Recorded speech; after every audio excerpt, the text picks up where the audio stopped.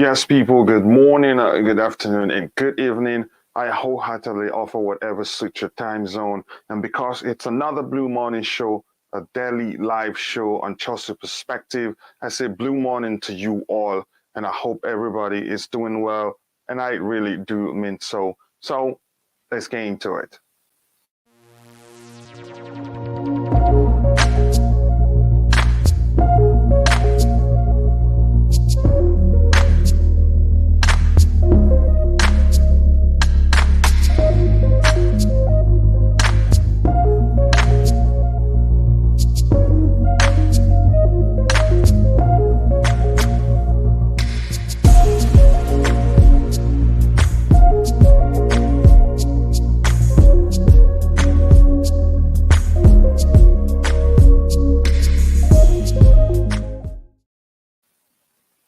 Yes, people, if you're in the chat, more importantly, let me know if you can hear me. I do hope you guys can hear me. And I hope everybody is doing well. While you do that, I'll do a check on my own. Yes, I can see the signal there. And that is very good. I hope you guys are all doing well. I'm going to go through the comments in the chat before I introduce the topic for the day. Just Viola says no to the Ricketts. Yes, no to the Ricketts. That's important. And just Viola, we need to kick them out. Absolutely, we need to do that. We don't want to be associated with people like that because as we've established on this show, we're still paying for racial issues we had at the club years and years and years ago. So if this happens, that means people could argue, will have the right to argue that racism runs through the veins of Chelsea Football Club. But I sincerely do believe that that is not the case. But that's why we must all find a way to make our voices heard and not stay quiet. And protest a Saturday good. And I think Nick Blue will come on here to talk about it. He has given the platform to speak about it. Yes, as long as it's going to be peaceful, that's perfect. I'm all for it. But Chelsea fans are so all intelligent, and I know it will be a peaceful protest. The priority will be to make the voices of the fans heard. By Matisse and many other confirmed. Yep. Nick Blue will keep us, will update us on that plan today. We have Danny Music saying RIP Chelsea Football Club. I wouldn't say that. Right now, you can't say that's the case. I think it hasn't come to that. I think we will get back our club. We will lose our club if we don't speak up. So that's why it's important that you speak up. It's important that we make our voices heard. Staying quiet or complaining will not do us any good. He says, Bruce Block needs to retire as soon as possible. One thing about Roman Abramovich is that he doesn't look back when it comes to time to wield the axe, especially against anybody that, and this will be anybody that, misbehaves in terms of what's going on right now. And this will be the second time I think you could argue that Bruce Block has gotten cost us trouble. First was to lead us into the globally rejected Super League. It was him alone. And now this one that he shouldn't be doing, but we'll get into it in a bit. I ordered pizza for the lunch for this show. Yes, because it's going to be a long one and it's going to be a heated one, I believe so. I'll keep taking your comments in the chat. Let me see why, if anybody will have the time to join us.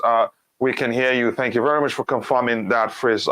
And I appreciate you always finding time to join us here. Major General N'Golo Kante, Bruce Block, Raine Group, and Ricketts are colluding. It's a possibility, but because we don't have evidence, we can only speculate. But it's the most important thing that we've talked about is to make sure our voices are heard so that we don't lose our club, so that we don't fall into the hands of a group we do not want to, and for obvious reasons. I do not agree to this, Melissa. And Frizz said, Pierre asking Frizz, what type of pizza have you ordered? I'd like to know. Maybe I want to order one and I'll do the same. Good morning to you, Sheila. Okay. and morning, or yeah, blue morning to you, Mikhail. And again, if you want to join the panel, the link is in the chat and it's pinned, so you will see it at the very top. If you want to join, that's in case you have time. That will be great. Welcome to Mediocrity, Chelsea fans. The fun is over. It's going. No, it will not. That's not us. We will come back. We will come out of this stronger, even better, and much more. That is with nonsense proof, if you ask me. We will learn from it, and I think we'll be structured in a way that such will never happen to us again, and that is for sure. And that's why we're Chelsea Football Club. Todd Boehly gonna win because he's gonna sue Raine Group and Bruce Buck for corruption rules has been broken. It's a possibility. I think he's not gonna win solely because if he sues them, he's going to win because he's the favorite, and I think he's the most prepared. He's ready. He has a plan in place. And for the Ricketts, I haven't seen any plan that you could say when you look at it, you understand what they have in mind. I think their priority is just to get the club at this point and then go from there. But other people that are vying out for the part, that is to buy the club, they have plans, clear plans, that when they present it to you, you understand it, and then say you don't like this, you don't like the other one. But for the Ricketts, we haven't seen any plan that you can look at and say, yeah, I understand that. Yes, the hashtag no to Ricketts, please keep saying it. Is there something we're not understanding? Quite a lot. Yes, because the fact that what's going on, we're at the stage and still we're not sure how the process, the selection process is structured, and we're not sure things are done correctly. We're beginning to suspect that the process may have been compromised by one of our own. Is concerning to us. So yeah, quite frankly, there are probably a lot of stuff that we do not know. Bruce Buck has broken the rules by talking to Ricketts. Sorry, he has to go. I think if his behavior calls for his employment with Chelsea Football Club to be terminated, I think Roman will not look back. Oh, thank you. Yeah, I understand that you're trolling again today, Melissa. Big up, people. Yeah, big up to you, TC. And good to be here again. Nice to see you again, brother. In London, it wouldn't be red again. Arsenal cannot win. Thank you. You say that to her. Yep, that's what we all have the right to suspect that. So today, it's important to walk you through what we're going to talk about while I wait for anybody that wants to join the panel to do so. If not, I can run a solo, and I promise you it's going to be fun also. Now, today we're going to talk about the Ricketts family, Bruce Buck and Raine Group, whether they've compromised the Chelsea sales process.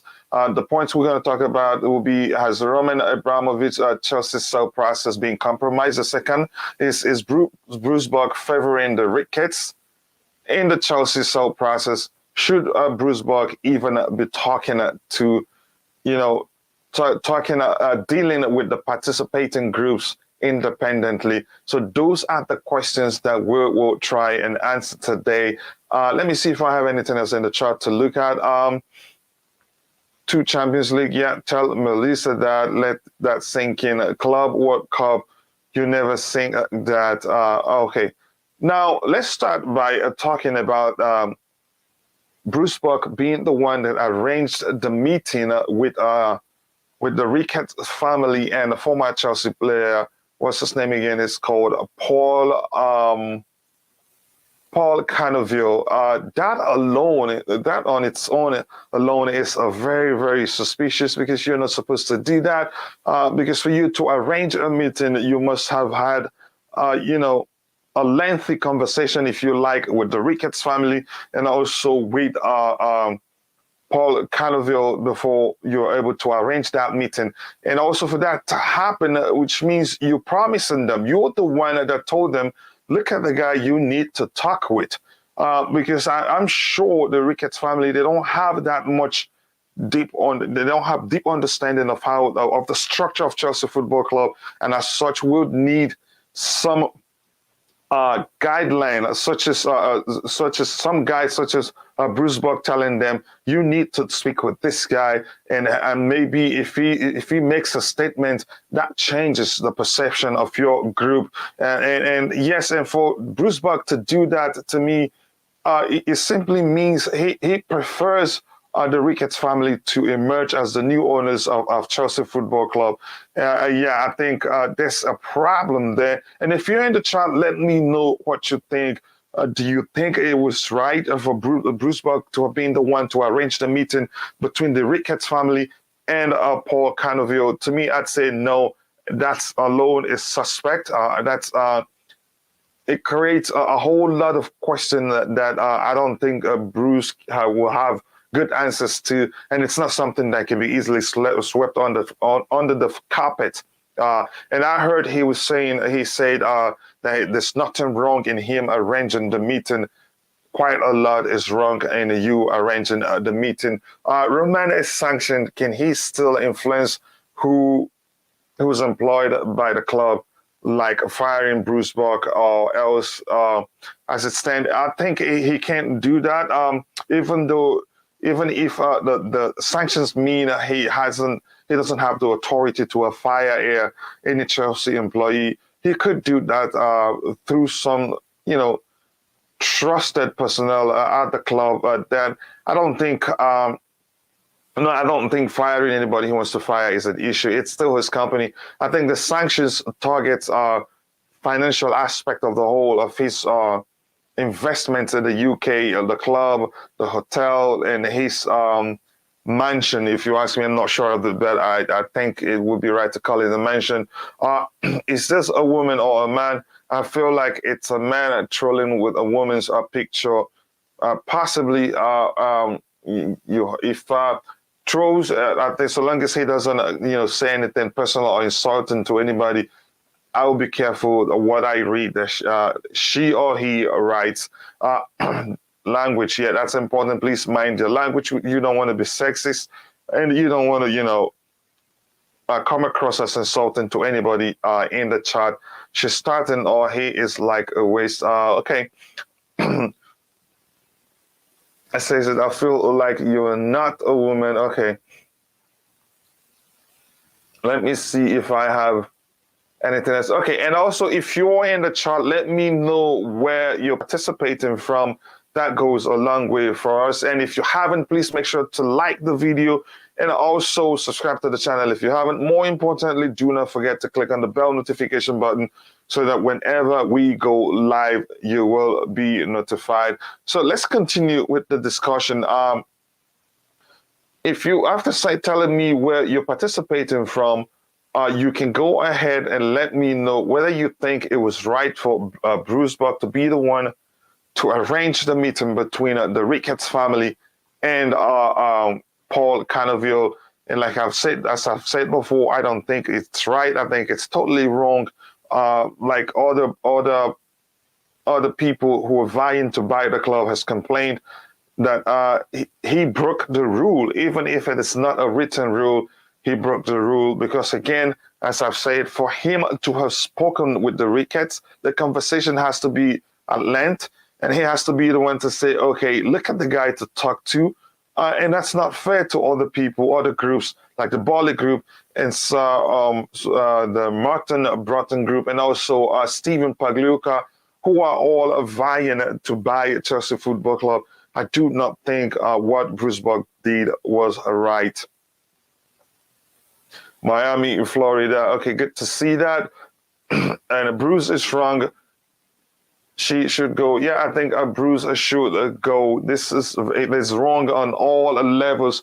He shouldn't be dealing with the groups independently. Whatever he discusses with the group should be discussed in the presence of every other group that's vying to buy Chelsea Football Club.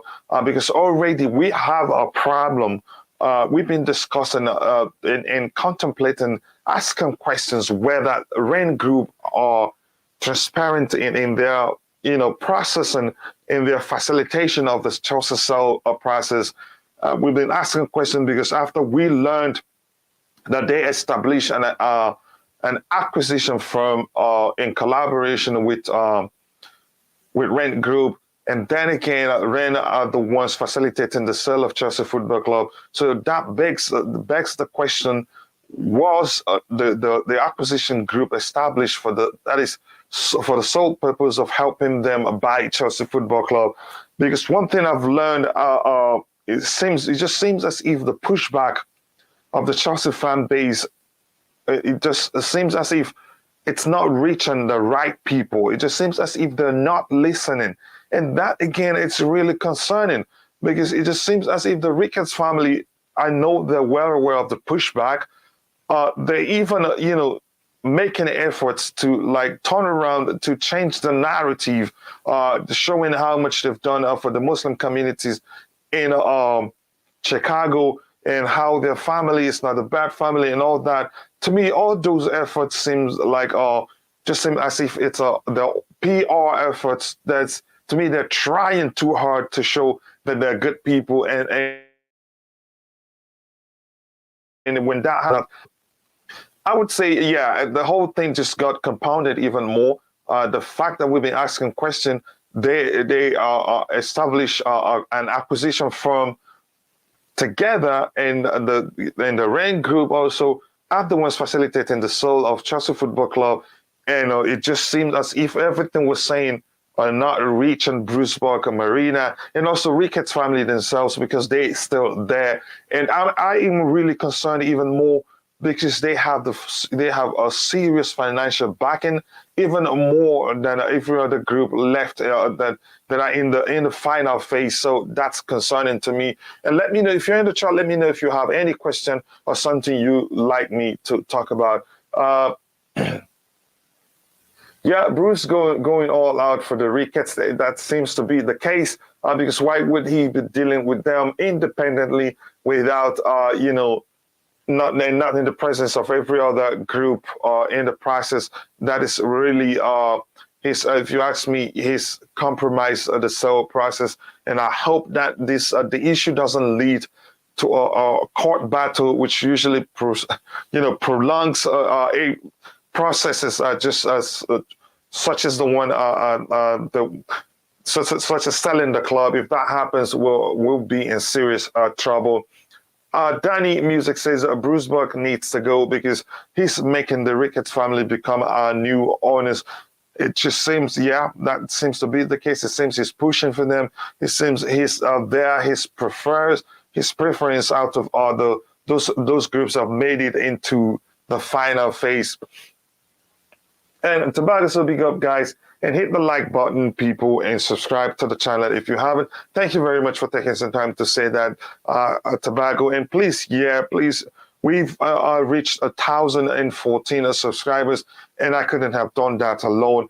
We got to that number because of your support in the chat, your support on the panel. So please keep supporting the channel, the likes on the video, and the comments if you like, and sharing the video. Those things do go a long way in pushing the algorithm to suggest a video to more people who are interested in consuming Chelsea content. So I'd appreciate it if you can take a second to please, hit the like button, share the video, invite other people that you know that would like to participate in the conversation.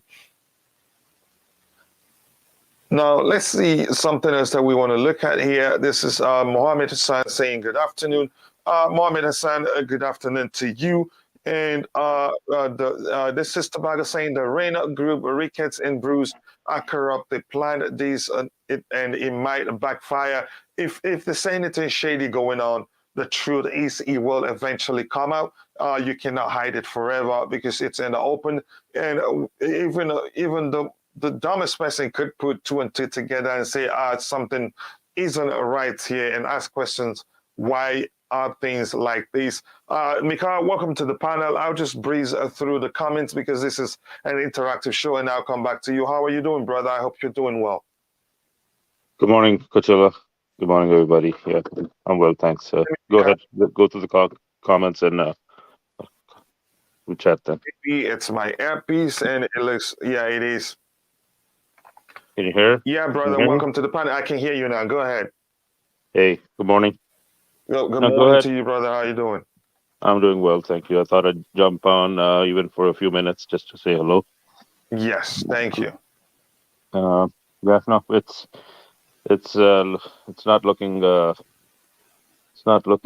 promising at this point. Mm-hmm. I'm more concerned, like you're saying, not just the fact that the gentleman was in the stadium Mm-hmm. meeting Paul Canoville. He probably got the stadium tour.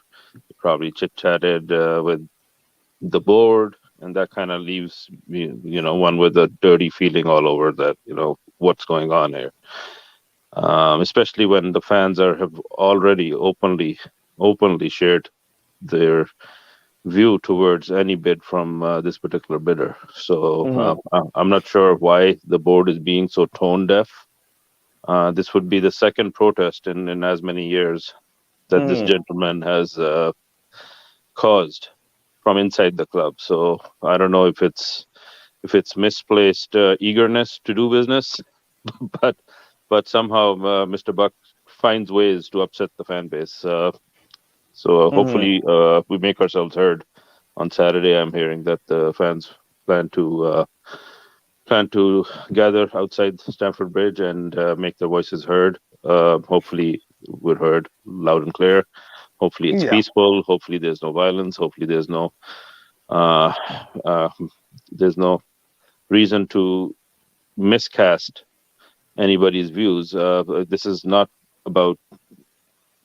not about politics. This is just about the the fact that no one party should be given precedence in the bidding process over the others. That said, there's this Mm-hmm. party.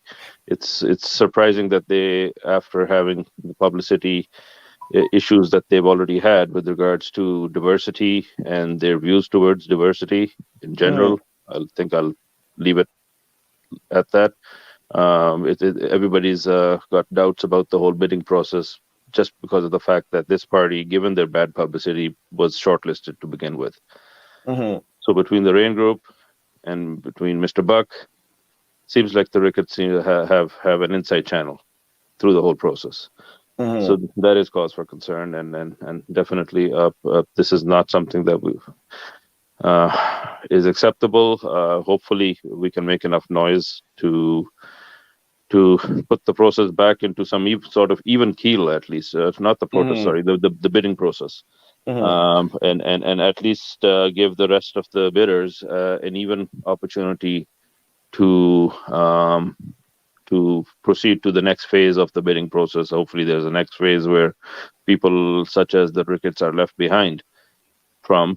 But if this is the final phase and then they have to cherry pick one from the shortlist for presentation to the government for approvals, it should not be the Ricketts. And that's the next step of that's the next twist one is already bracing against. That let's say we take Boli and present it to the government, and the government says, "Oh, sorry, you're not good enough for us." And through a process of elimination, we end up back at the Ricketts. So Yeah. we're questioning the whole process now. Like what is this designed to achieve? Really, has the decision already been made behind the scenes, and the rest is just optics? We don't know. Yeah. There's a possibility that the whole process is just a mere formality, so that doesn't look like they pointed and picked their preferred group. And it's really concerning because right now the whole thing has compounded because it's been in our head all this while, all the stuff we've learned about the history of the family, the way they treat their employees, the way they nearly run they just that in America teams don't get relegated. I haven't seen that before. The way they run the club, how they've sold their best players. We've been complaining about those things, Islamophobia, racism, all those issues. And then now Bruce Buck's behavior just compounds the whole situation because you could argue it's been compromised. You could argue that the whole process is just a mere formality because they know who they want to become the new owners of Chelsea Football Club. let me just ask this question. I think you said something, but I think I've lost it. I picked something from where you were saying. Should Bruce Buck even be dealing with any of the groups independently? So that's exactly the concern, right? That for any process to be transparent, Mm, there has to be some measure of distance between the parties involved mm-hmm, and what's being bid on. So what worries me even more is that Mr. Buck, I think himself is a lawyer, and so he should know. which is what worries me, that he probably understands the ins and outs of the contract, and is kind of, clearing the path for these kind of exceptions to be made for the bidder of choice, quote unquote. In Mm-hmm. this scenario, the Ricketts, by the looks of things, right? So that's what worries me, is that while it seems like a foolish blundering, maybe he knows what he's doing. Maybe he knows that he can do it and still get away with it without the process getting uh, completely compromised, in the sense of, um, and if the other bidders take offense to this, then they drop out, then that also clears the path for the Ricketts to step up and say, well, we're still here. So it's kind of like putting a really one-sided spin on the whole process, and I don't know what the intention was to arrange any of this and all of this, but just Here's the thing. Here's where it gets even more even scarier. Is if any of those groups, if they protest and decide to to leave the process, they're not just going to do it and say, okay, bye bye now. They're going to sue the heck out of Raine Group, and that in turn will affect Chelsea Football Club, and it will prolong the whole process. And you and I know court battles don't end like in a week or two. Sometimes it could take years. Years. It depends on the situation. Sorry, I didn't mean to cut you off. Go ahead, Mikhail. no, that's a valid point. Hopefully that's a deterrent. However, one does get the feeling that the kinds of money that are involved, I don't think it's a deterrent either. It's it's a part of the game. If certain parties feel aggrieved, they will tell their legal counsels to go pursue some sort of legal action. But I don't think 30 million this way or that way, which Mm-hmm. I'm hearing is the commission that the Rain Group stand to make from the process. I don't think 30 million, if legal fees cost them 30 million, or penalties cost them 30 million, I'm sure they can be reimbursed by the Ricketts for Yeah. something like that, in turn for making sure that they still end up with the investment that they're looking to purchase. And it kind of puts uh, it kind of worries me, because uh, why are they trying so hard?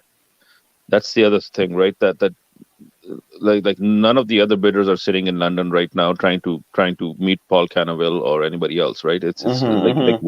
what is up with this group? Why are they feeling the need that they need to be sitting inside the club while the bidding is going on? So Mm-hmm. that's the feeling that is in the pit of my stomach. I don't like it, because it sounds like Bruce Buck wants them installed, and he's like, okay, come on over to London, let's sit down, I'll call Paul over, we'll have a chit chat, we'll make some statements, and Mm-hmm. it'll all go away. And it's not on, man. It's not on. This is not what the club should be representing in this day and age. I I I am not in favor of any intolerance, but I am intolerant to intolerance, if that makes sense. But I when we find out that people are still, there's pockets in the world, even in the developed world, where people grow up in their bubbles and Mm-hmm. have these outdated notions about diversity, and Mm-hmm. people of diverse backgrounds and ethnicities and colors and races. Um, um, the, just to come across it still is such a disappointment, that humanity as a whole, while we seem to progress, there are pockets that seem to resist the progress as well, and continue to see the world through the lens of I don't know, 1950s America and civil rights struggles, that the color of your skin determines who you are and how we treat you. And that's kind of sort of the narrative that seems to be still coming from the Ricketts family, is that they're living in that privileged white bubble of sorry. Mm-hmm. And I don't like saying these things, but what I'm trying to say is that that's what it comes across as. It's tone deaf to the times, and to top it all, they don't take the hint either. So at that point, they're relishing whatever they're representing as they're doing it as well. So it's a total affront to the sensibilities of the fan base. Chelsea Football Club has done so much work for diversity, for respect, for no to racism. I mean, we're still taking the knee at matches, for God's sake. I mean, come on. and Exactly. they bring in the Ricketts. Yeah, it will compound the whole situation. And there's something I don't know if I've said it while you're on the panel here. Something that DJ Saw talked about, I think a few days ago on the show here. He said again, I think it's important. I'm going to keep repeating it because even if I say it a million times, it's important that it's sinking. Even those that are considering saying we should just look beyond what they've done. Maybe they're going to come in, spend big. They want to, impress the fans even more, given the pushback they've gotten so far from the Chelsea fan base. DJ Saab said, and quote, "We are still paying for racial discrimination issues we had in the past. So why should we even consider, having Ricketts as our new owners?" But then again, and you did say something that is really, the word concerning keep coming up because that's what it is. The pushback isn't something that you cannot say hasn't reached them. It has reached them, and that's why they're trying even harder to convince us otherwise that they're good people. And again, you and I know when people try too hard, to show you that they're good, something isn't definitely right. Because if you're good, you shouldn't even be trying that hard. And again, why do you think after the pushback, Mikhail, they're still pushing? Because a sensible person that see no path to emerging as the new owners of Chelsea Football Club would say, okay, you know what, this isn't going to work for me. We're dropping out on their own. But they're pushing, they're making efforts, which means, they've been assured that they will emerge the new owners of Chelsea Football Club. So I think, and I could be wrong, but I think I read somewhere that they buy one of their businesses is prisons in the U.S. So that kind of tells you what kind of moral and what kind of thought process this family comes from, where nothing is beyond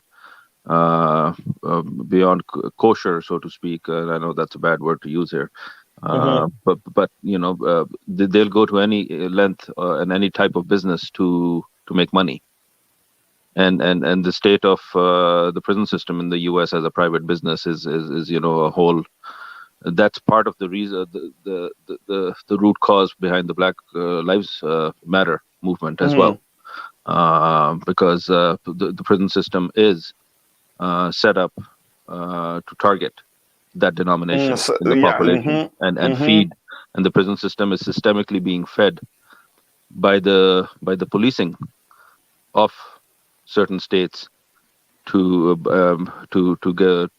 feed a certain demographic into that system and create that circle of supply. And it's so saddening to even say these things, but it just tells you the kind of people you're dealing with, that they are involved in that type of a business. So when you hear about them making comments about Islamophobia or this color or you people, or the disease coming from certain parts of the world, that doesn't even measure. That's nothing. That's just words. You have to look at the actions. You have to look at the actions, and some, like one of them is a senator right now, and I don't have to say the things that they are championing right now, but you can go do a Google search and see exactly what they are trying to force through legislation in their states versus vis-a-vis personal freedoms.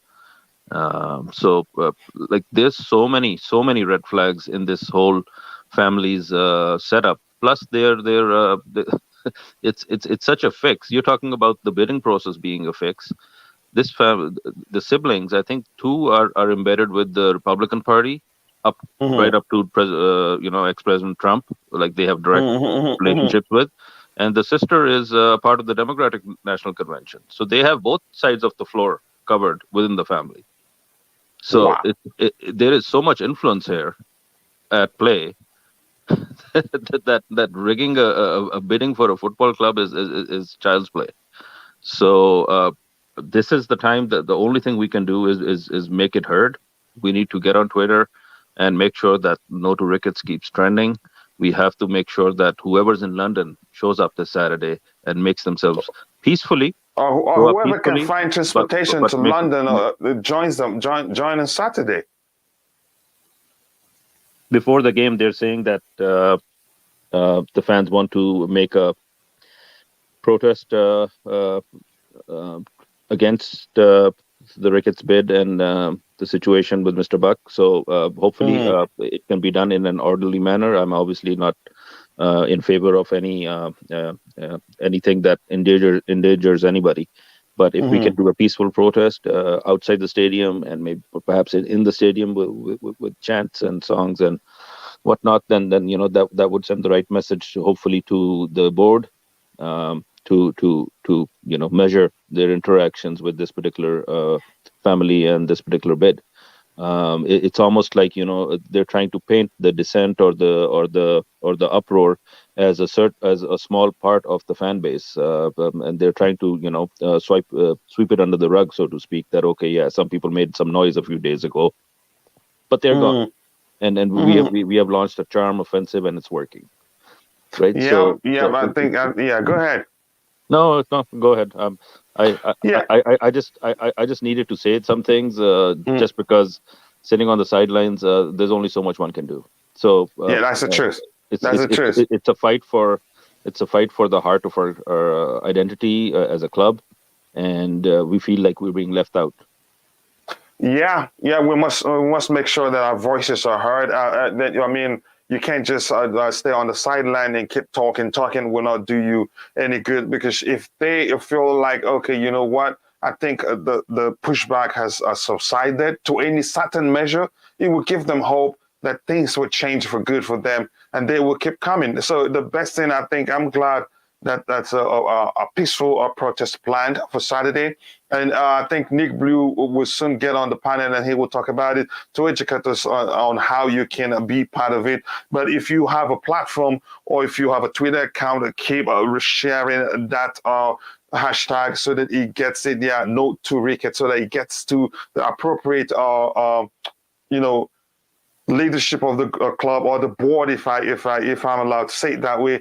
Again, we have to keep saying it. We have to keep talking about it. I'm going to breeze through the comments and see if there's anything we should address there. Yeah, this is Ankit. Saying a big up, people, big up to you too, my brother. And please, if you're in the chat or wherever you're watching from, if you haven't, go check out Almighty Blues FC. Great channel, great content, and believe me, if you do, you will thank me later. Morning to you, Nick Blue. How are you doing today? I hope you are doing well. And talk to Chelsea when you win. Okay, this is just the banter between them and Melissa there. Um, Let me see if I see anything we need to address. Ankit says, isn't the government plus Chelsea board and Raine Group taking a decision after discussion anymore? Yes, two of the three parties are reportedly for Ricketts, but surely Roman and the government won't approve it. The one thing we have to understand, these guys are so powerful that they probably might have access to this, the person head in the government of the people, you know who I'm talking about. So I think our only hope would be a Romance, he's always put the club first, the club's, success first. And I think we've all had this hope that he's going to leave us in good hands. And if that remains the case, I think he look at the pushback. I think it's for sure he will know about it. He'd say, "Don't you go close to this, guys," because if you remember. From what we heard, then he was the first to say, ask questions. Why did we even join the Super League, and who did it? And he wasn't happy. He had to even release a statement regarding how he prioritizes what makes the fans happy. And Mikhail, up to you. What do you have to say about that? What the comment on the screen? Um, these are the concerns. How compromised is this process? I expect the government to have a say in who ends up owning the club, and I don't expect it to be something that's the fans are going to like. The role the government plays is probably going to be, not necessarily what we would want to see, just because of my distrust for the government in how they have handled this whole scenario. The sanctions on the footballing operations are heavy-handed, and all they're doing is singling out the Chelsea fan base as somehow responsible for what's going on right now, and there's nothing stopping the government from keeping the funds of ticket sales in escrow themselves while the ownership transfer is being processed, and not allow access to the funds of any proceeds from tickets to, quote unquote, Roman Abramovich or the sanctioned parties. So for the government to continue to resist that and continue to say that no, the club, the fans may not buy tickets for games, is basically them trying to single out the fan base as somehow responsible, as somehow having had done something that they are trying to punish, and it's such a false narrative that it puts their credibility in this whole process, obviously from the get-go, at a question mark. So when they're also involved in deciding the final bidder or the winning bidder, one just has to wonder, right? We have to just brace ourselves, because I expect the worst. I have no expectations from them of any favors, but hopefully, whoever ends up with the final nod, it's not these people. It's not I should be careful with my words as well, I guess, but it's hopefully it's somebody who's got a healthy plan for the club, somebody who believes in diversity and equality, and it's somebody that can help the club continue its footballing success for many years to come. So it's one of those situations where we don't have much control over the proceedings. So we just have to articulate what our hopes are from this process, and hopefully somebody put it out there in the universe, and hopefully somebody's listening. Yeah, I do, but it doesn't look like somebody's really listening. I wanted to ask you this question, Mikhail. We started protesting on Twitter, and I think some people already went to Stamford Bridge. I'm not sure, but we started protesting even the days before the selection for the final phase was made. How did they even get past the first phase? Yeah, that's a good question. And how did some of the others drop out? Exactly.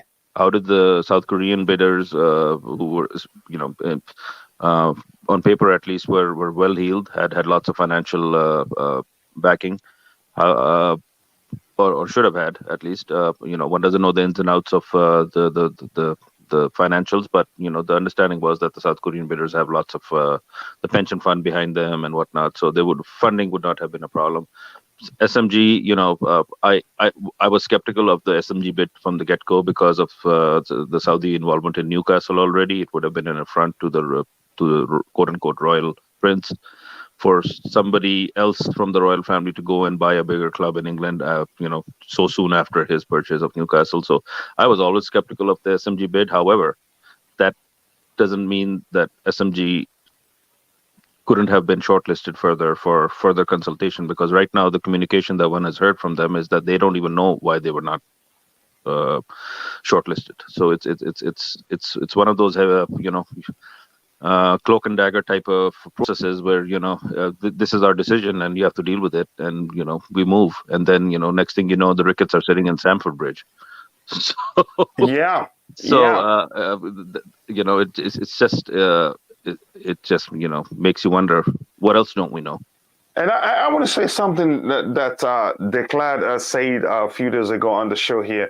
Declad said, the moment they become the owner, you can't force them out. And the fact is, they thrive where fans hate them. So that's the mentality, right? So I kind of Yeah. referenced the prison system investments by them. It's a certain type of mindset, right? That enjoys having Seeing that kind others of. go through that kind of thing. It's almost like a sadistic streak, right? So, Uh-huh. and that's kind of sort of exactly the narrative that's building up here, that they will buy Chelsea regardless of how the fans feel about it, and they'll enjoy themselves doing it, and they, rubbing our faces in it as they go about it. But it's hopefully it doesn't come to it. In this day and age, I have. Oh my goodness. Here's the thing, Mikhail. There's no guarantee it's not going to happen. And we had a show, and that is a show on its own, where we talked about the fact that they are shortlisted. Technically, they could emerge the new owners of Chelsea Football Club. And our hopes, we've always hoped, we've always talked about it. Yeah, we got Marina, we got Bruce Buck. There's one other guy, I've forgotten what his name is. And again, the fact that Roman has to be the one, whatever they have, has to look at the short list and say, okay, you have this guy, I think this is the guy I want. That has always been our hope. But it just seems Bruce Buck he's direct dealings with the Ricketts family, for him to have been the one to arrange the meeting means he spoke to them at length. He spoke with them at length, and he spoke to Paul Canoville also. And it just, to me, I think the process has been compromised, even if it wasn't before. And now our hope lies just with Roman to say, okay, this is the guy I want. What are your thoughts, Mikael? Do we still have hopes? Because I'm scared to death. I have to be honest. Well, I don't think Roman has a say, to be honest. What my understanding is that the board had a say. Oh my goodness. And no, just for the sake of transparency, I think Roman himself would have probably passed on any feedback or any say to the board in light of the sanctions on himself and his the whole media spin on painting him in a certain light these days. And it's falling on their faces, because he's being filmed sitting in peace talks all over the world, all over Europe, while these people are busy banning ticket sales and trying to get Ricketts in to the owner club. So it's just the whole narrative is such a sham. It makes me sick, man. It makes me sick. I don't know what to say. I do want to echo the comment by Gov 1905 that the protest planned at Stamford Bridge on Saturday have to be peaceful. We don't want no more dirt thrown at the club. We don't want the people that are gathering there to be antagonized into scenes that can be misrepresented and used against the fan base again. So while one wants to be heard, it also comes with a responsibility to remain peaceful and not react. If somebody is trying to antagonize the gathering, one has to be careful not to fall for such tactics. It has to be done in a manner where the actual spirit of what we are trying to communicate to both the board and the wider footballing world is heard. That Chelsea Football Club has no place for discrimination, and that's what this is about. It's the protest should not be about anything more than that.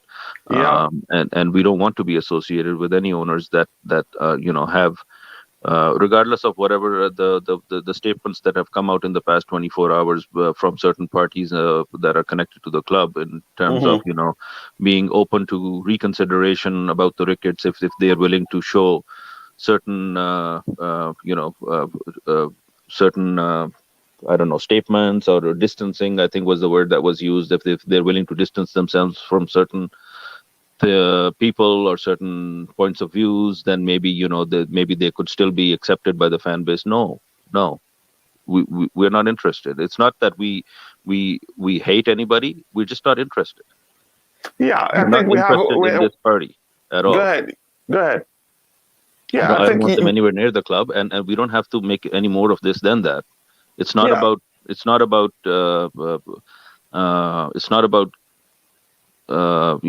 protesting to the point where it gets rowdy. It's just about we're plainly not interested in any ownership from this group, and it's saddening that while we're trying to do this, they're actually sitting on the inside the club while the supporters have to gather outside.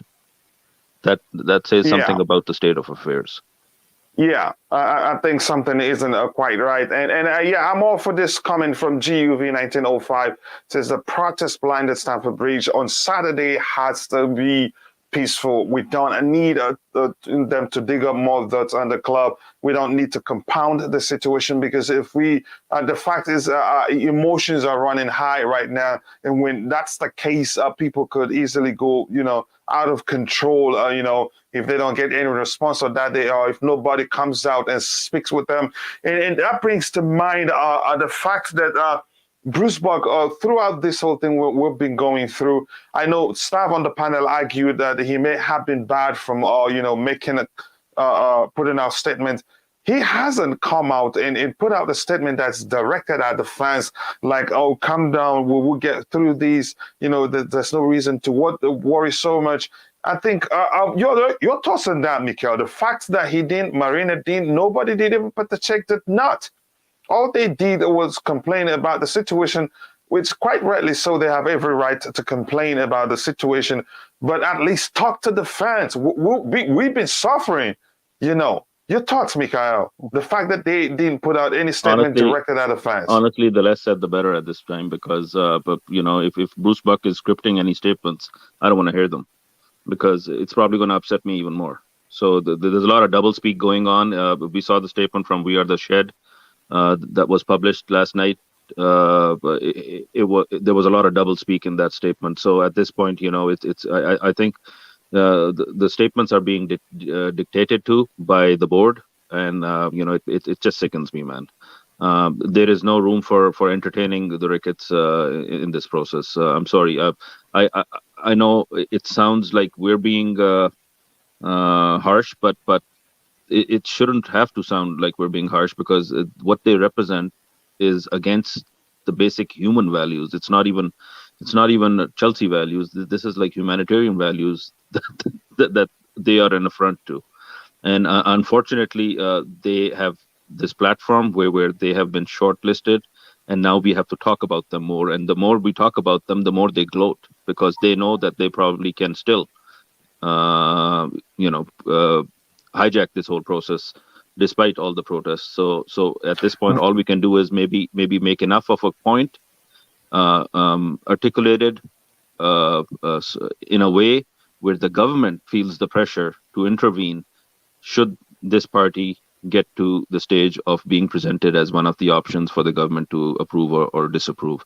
And I think at that point, the onus will be on the government to step in and make sure that, if nothing else, this party does not get the nod. And that is a tricky path because when we decide to protest, it can be twisted and turned into spun into any direction, any narrative by the media, who are already kind of gone to the papers with a certain narrative, and they're not necessarily painting us in a fair light. So it's an uphill task. It's an uphill task for the fans. It's an uphill task for the club, and it's an uphill task for the rest of the bidders. I wonder what the conversations are going on in the offices of the other three bidders right now, because this has become a farce. It has become a fast because I'm going to talk about it again. I don't know if we've talked about it while you're on the panel. The fact that we learned a few days ago that Raine's group and the Ricketts family, they formed an acquisition firm designed to help them acquire sporting groups or betting groups and all that. That alone, I believe, should have been. I know you're into you understand how ethics work in business dealings or in business you know in corporations. That alone should have been enough to say you can't be part of this, given that you have a business relationship with these guys, and you look at the type of firm you guys formed together. Your thoughts, Mikhail? Yeah, it's it's.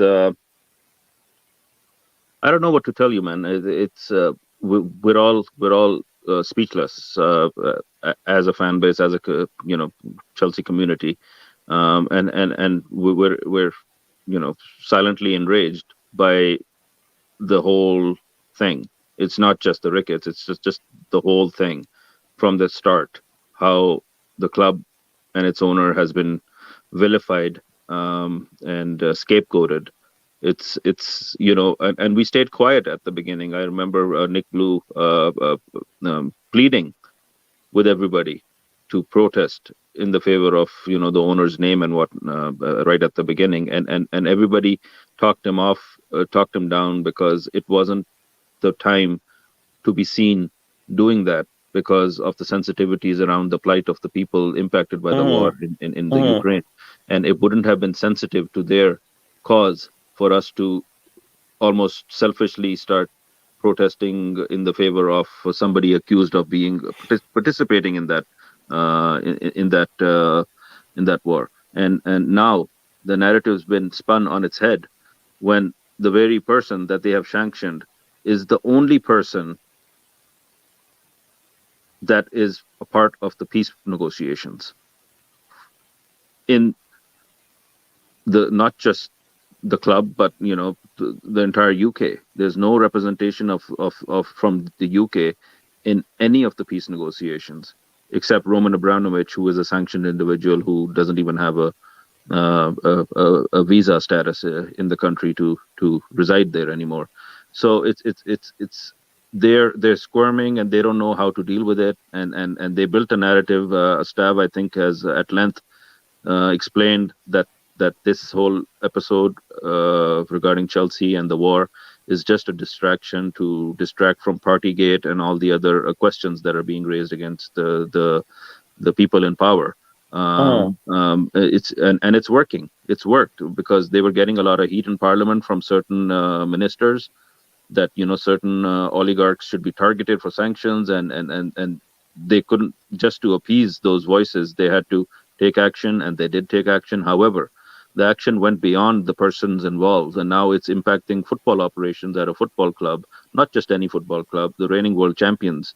So we are being demonized as a football operation, as a football team, as a football fan base for political reasons. It's not even that they hate the club. It's just that we're the most convenient distraction available to them right now to transfer attention to and take the heat off themselves. And I hope the war ends as soon as possible. I hope they can find peaceful ways of negotiating it through any disputes in the region, and the suffering ends, and the people that are displaced and the people that have been impacted, probably permanently by the events of the past few weeks, find ways to move on with their lives. That's the real tragedy here.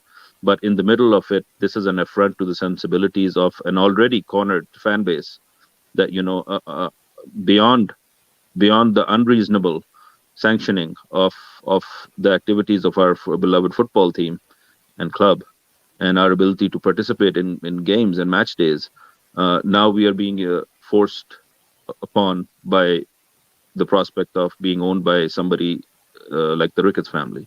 So it's just somebody that stands who's past stands go against everything that Chelsea stands for, from diversity, from our efforts against discrimination of all sorts. everything they've done, everything they're known for, just counters what Chelsea Football Club is known for. Go ahead, Mikhail.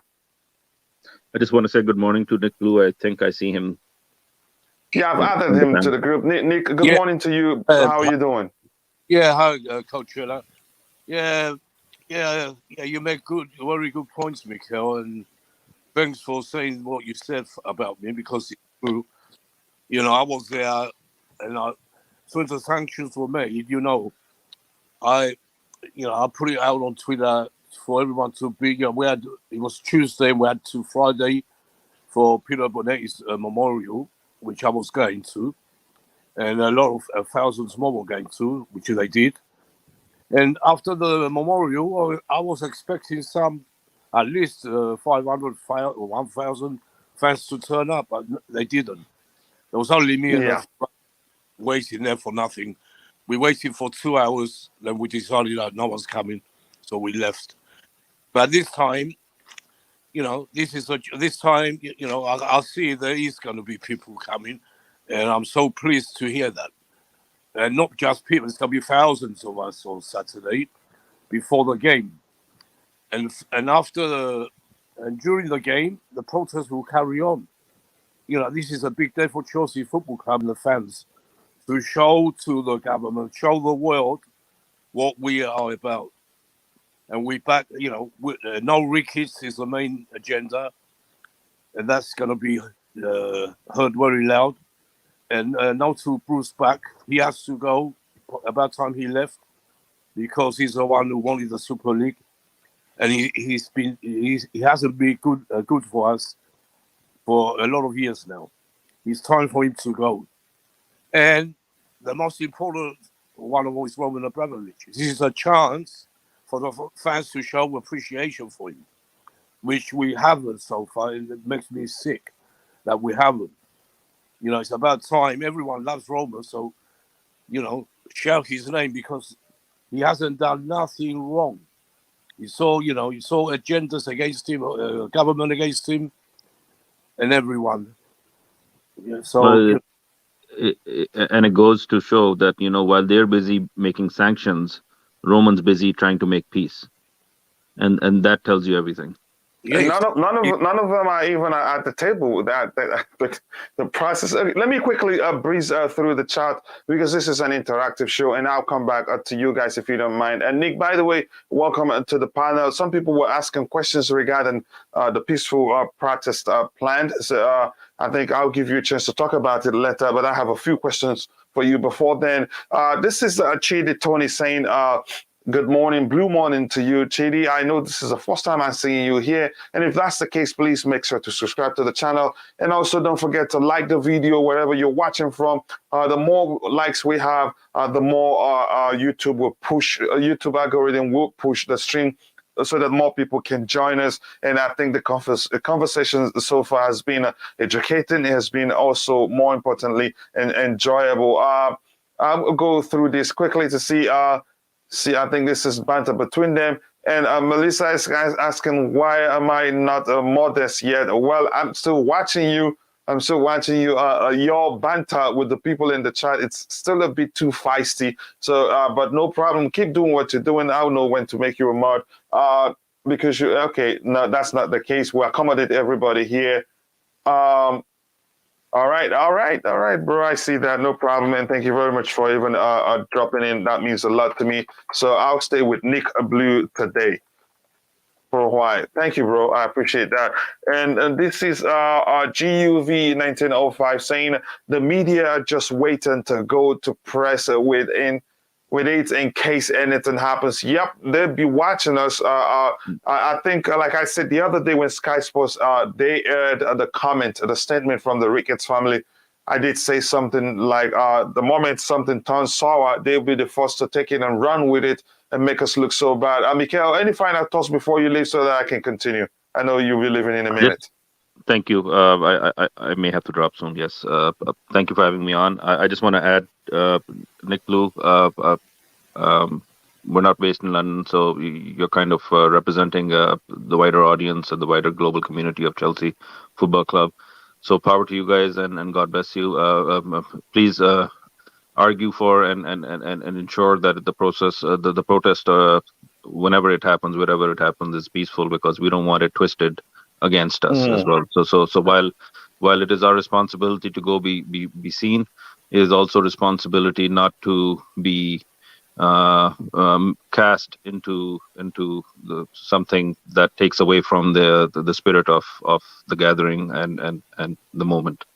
And we're going to be cheering you on, and hopefully it has the desired impact on the board of the club, where they get the message. If they so far feel that this is just small sections of the fan community that have a problem with these bidders, then maybe they have something else coming. Hopefully their eyes will be open soon.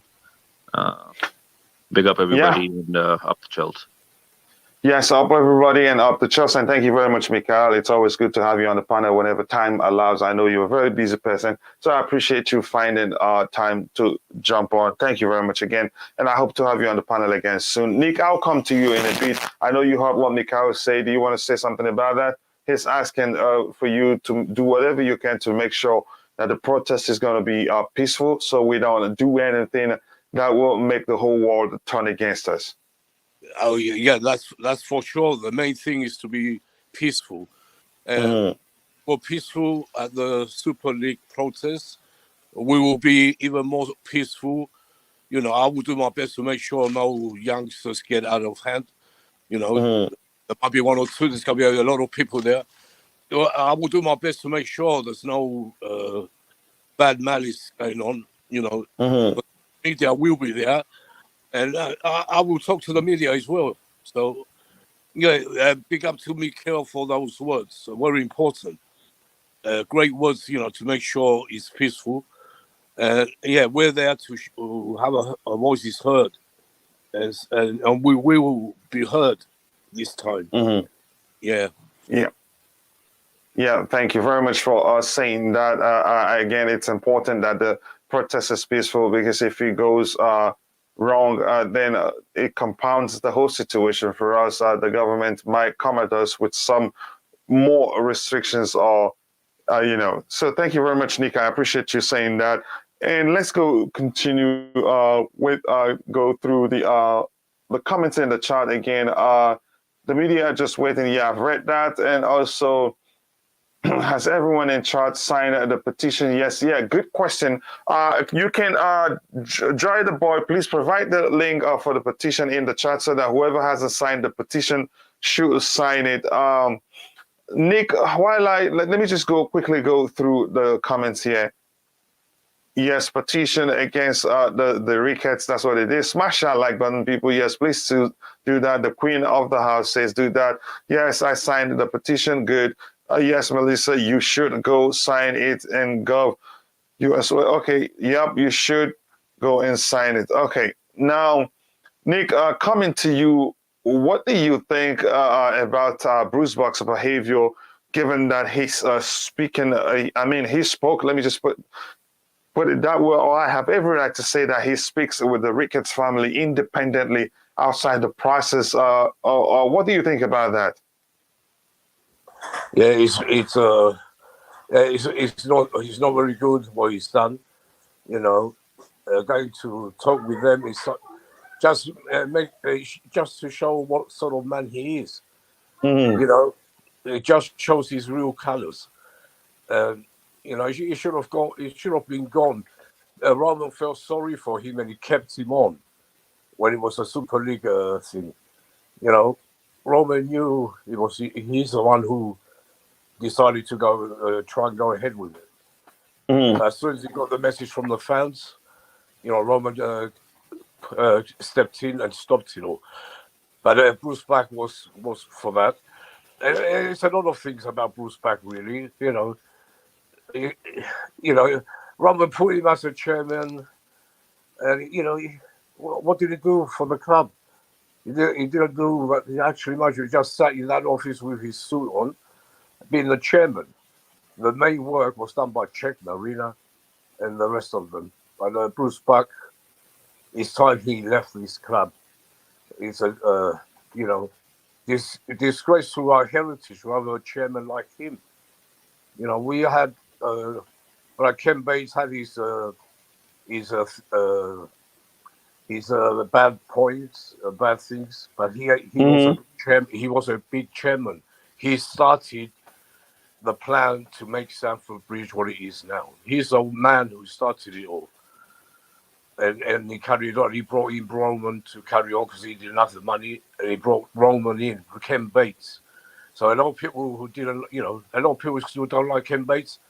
I always loved the man because he was a Chelsea man, and he's a true blue like Roman, and he still is. You know, he's very old now, but he's still a true blue. You know, so Bruce back, time to go.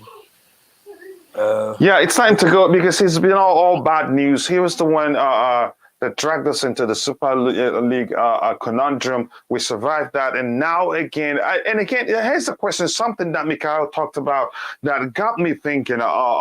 Bruce Berg is a lawyer, so why didn't it occur to him that talking with the speaking with the Raine group independently is an issue? You could say that shows that he has a preference. And even if you have a preference, you shouldn't be behaving like that. And that makes me wonder, is that the reason why these guys are still pushing to become new Chelsea owners, even after all the pushback from the fans, from some people that are not even Chelsea fans? This is so worrying.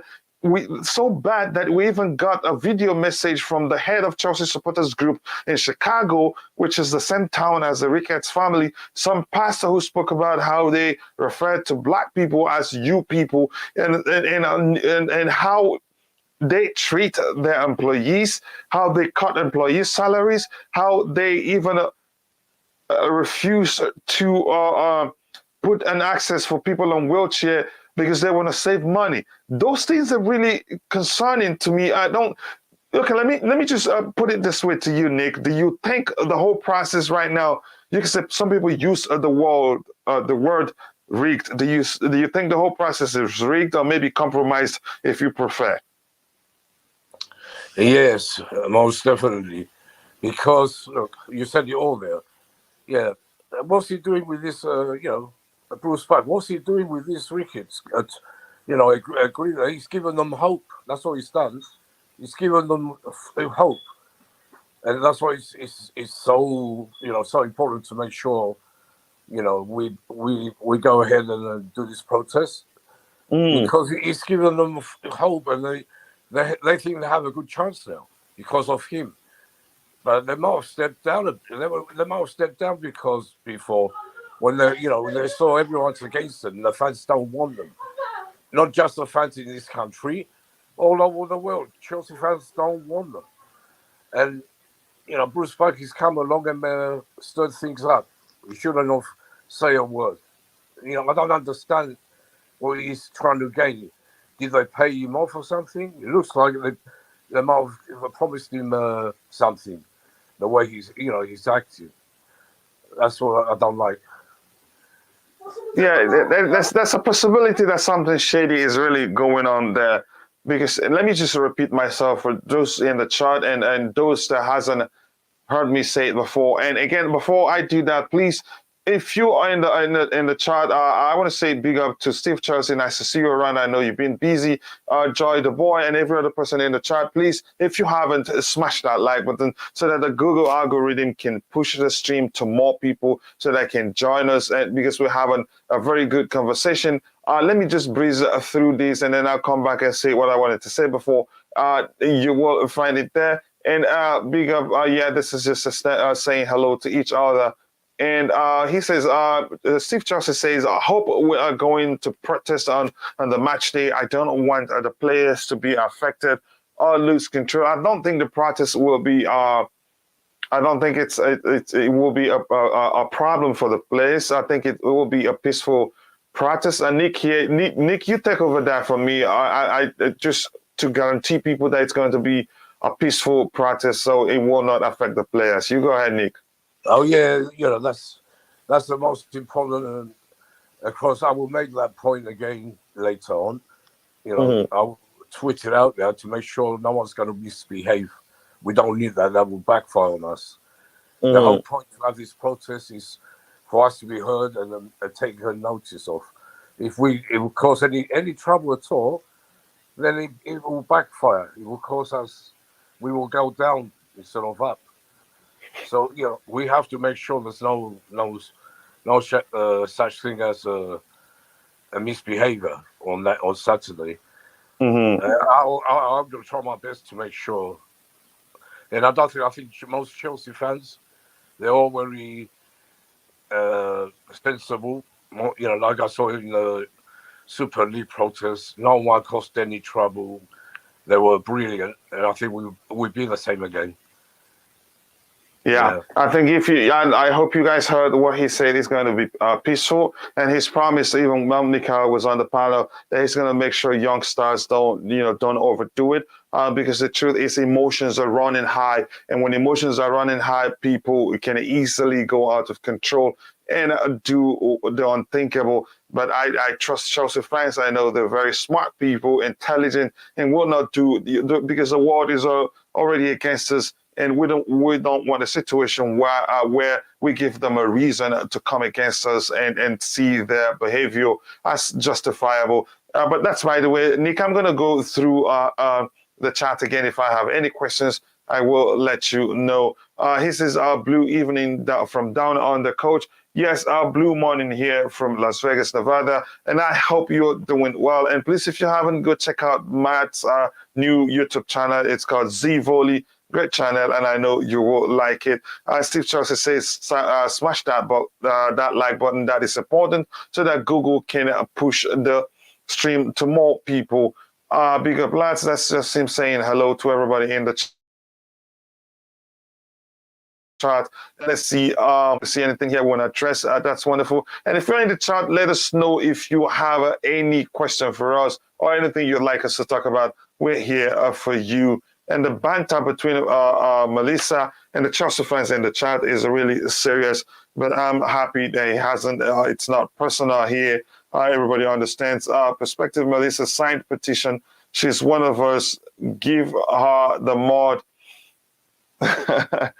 Okay, I promise I'll do that as soon as possible. But like I said the other day, I'm trying to find out if the Melissa is the Melissa that's one that I follow on Twitter. If she's the one, then I will easily do that. But with this Melissa, she can go overboard sometimes with the banter. But I love her still because she supports the channel, and I'll consider doing that as soon as possible.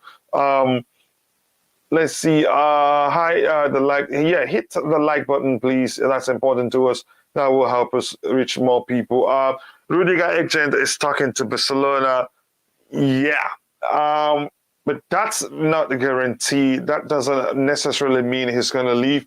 I think he's always wanted to stay. But the fact that the problem we're going through right now doesn't help the situation. It compounds our negotiation with players. It compounds our efforts to sign new players because no agent will actually, if you ask me, advise their players to come to Chelsea Football Club given the situation, because the truth is there remains a huge question mark over the future of Chelsea, even though you and I know that will be sorted out as soon as possible. It's not going to last forever. And like I've learned from Stav and Bobby and also Nick Blue here, we've been through worse before. And we did come out of it, and we become even stronger. But this time, I think what the problem we're going through right now will lead to is the restructure of the club, so that at no time in the future that the British government will sanction us again or put some restrictions on what the club can do and not do.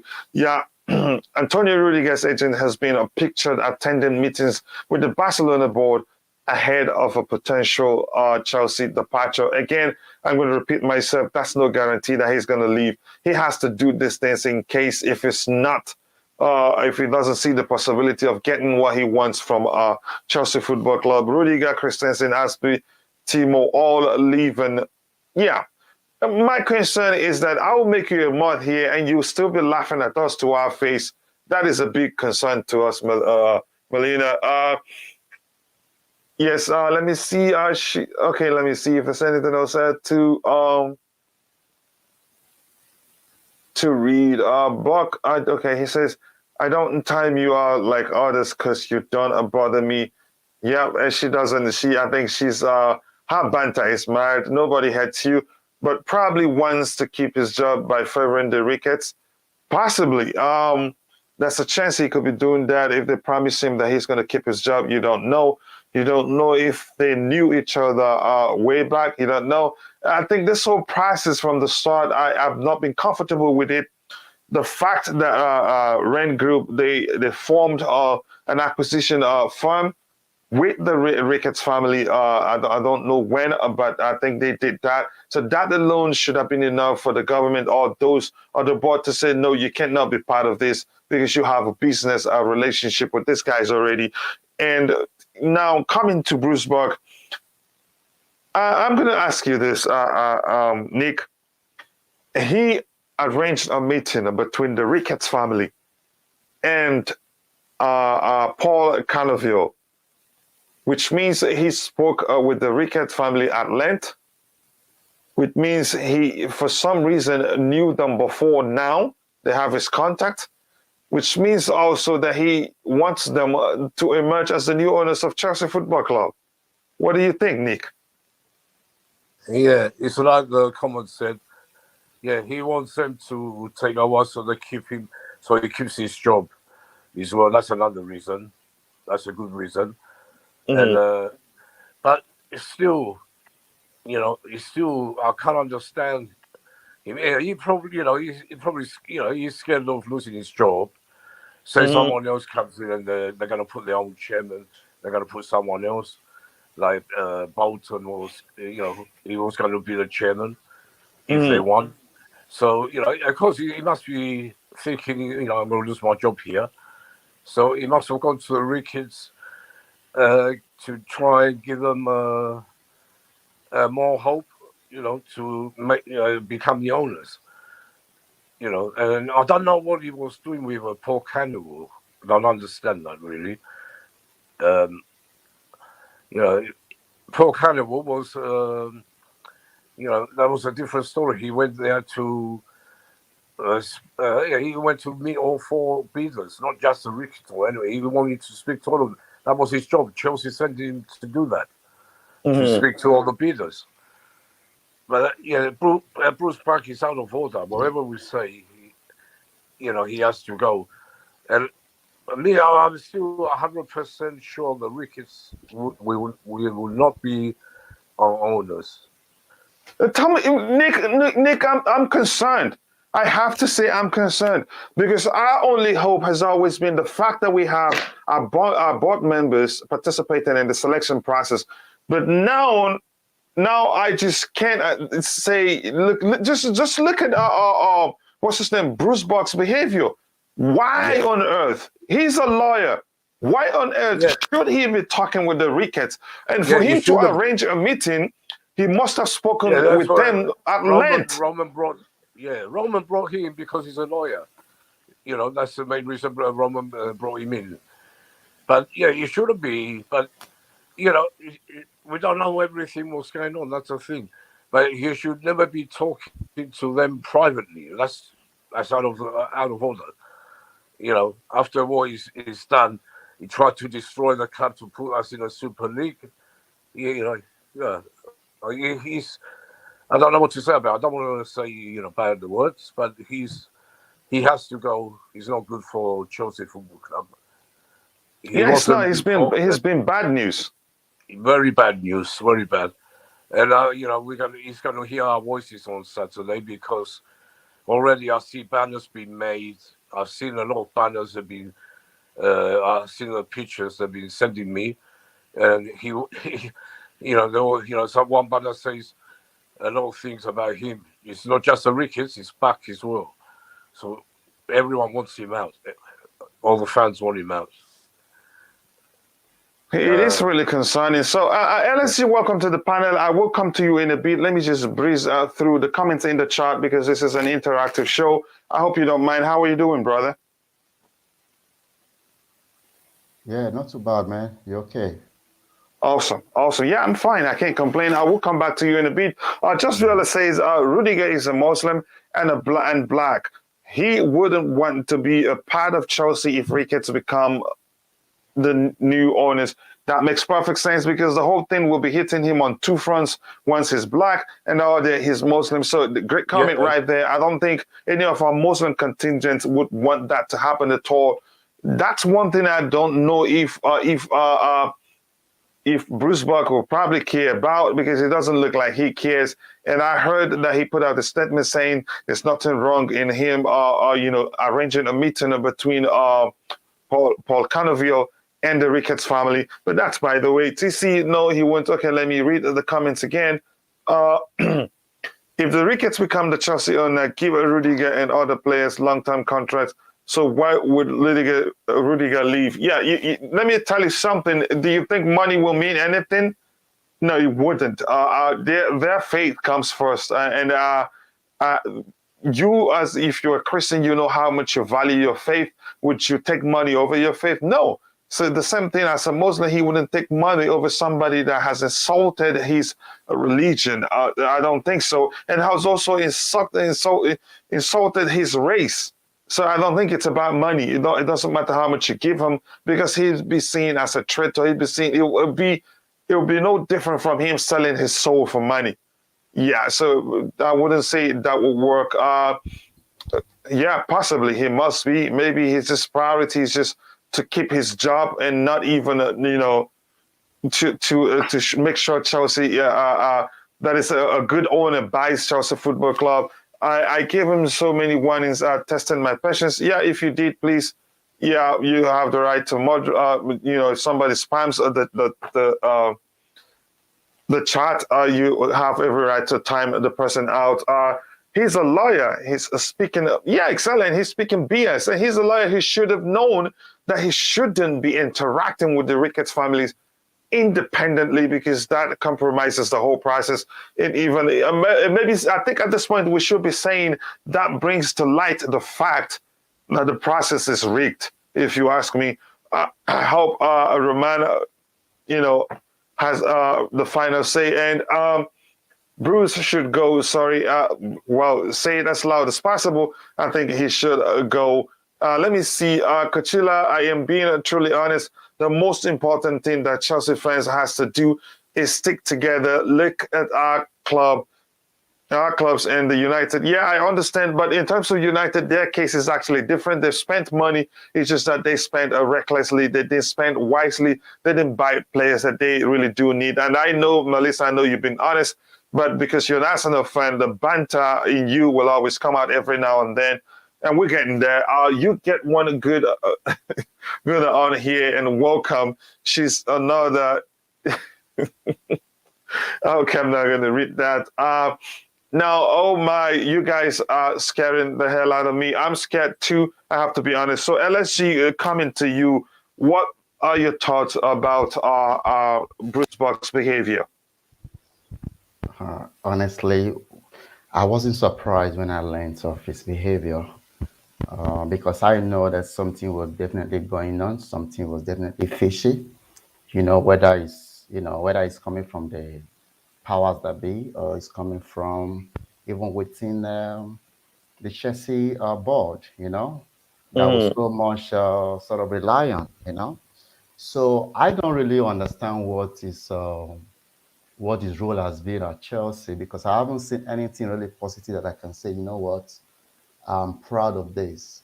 Okay, even if I have to be really kind to him, the only thing I can point out would be the Chelsea Past Players Trust.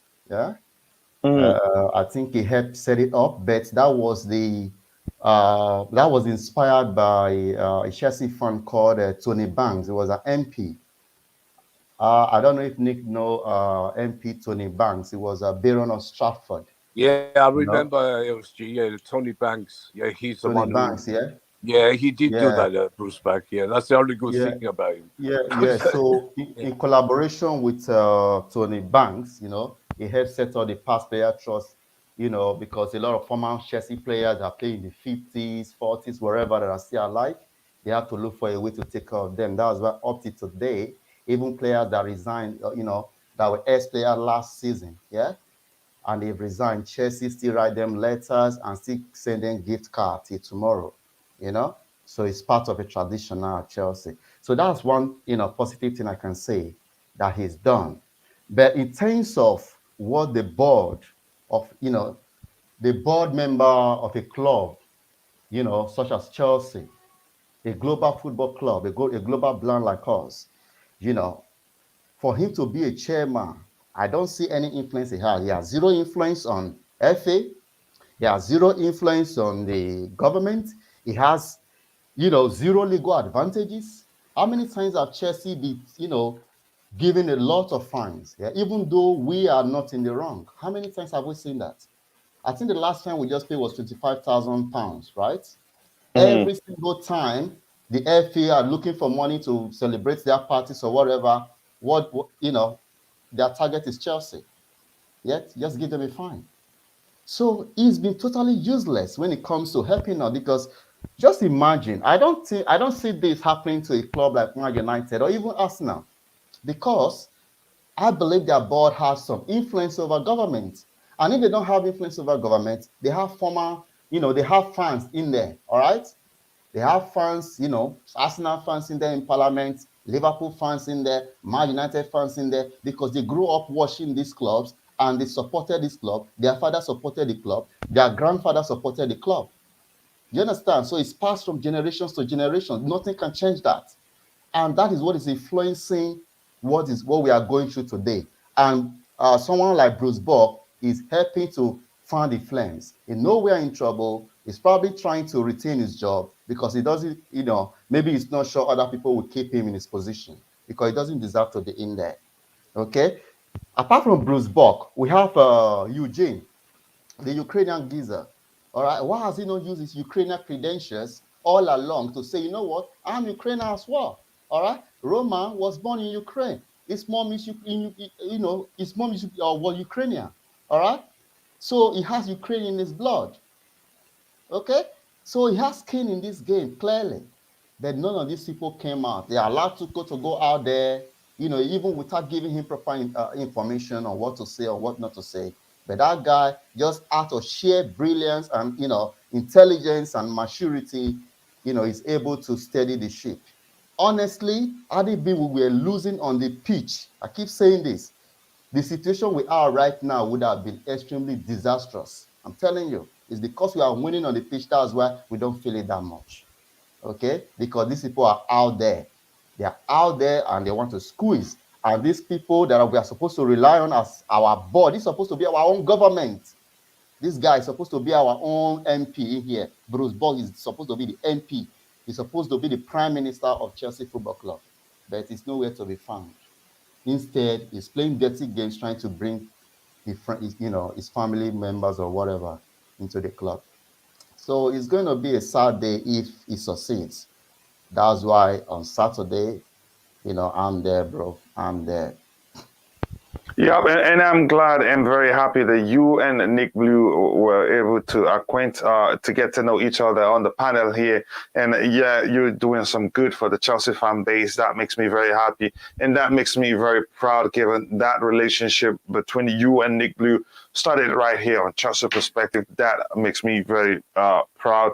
I want to ask you this question, LSG. The fact that Bruce Buck spoke with the Ricketts family. He arranged a meeting for them to meet Paul Canoville. Shows you that they've been talking for a while. They knew each other.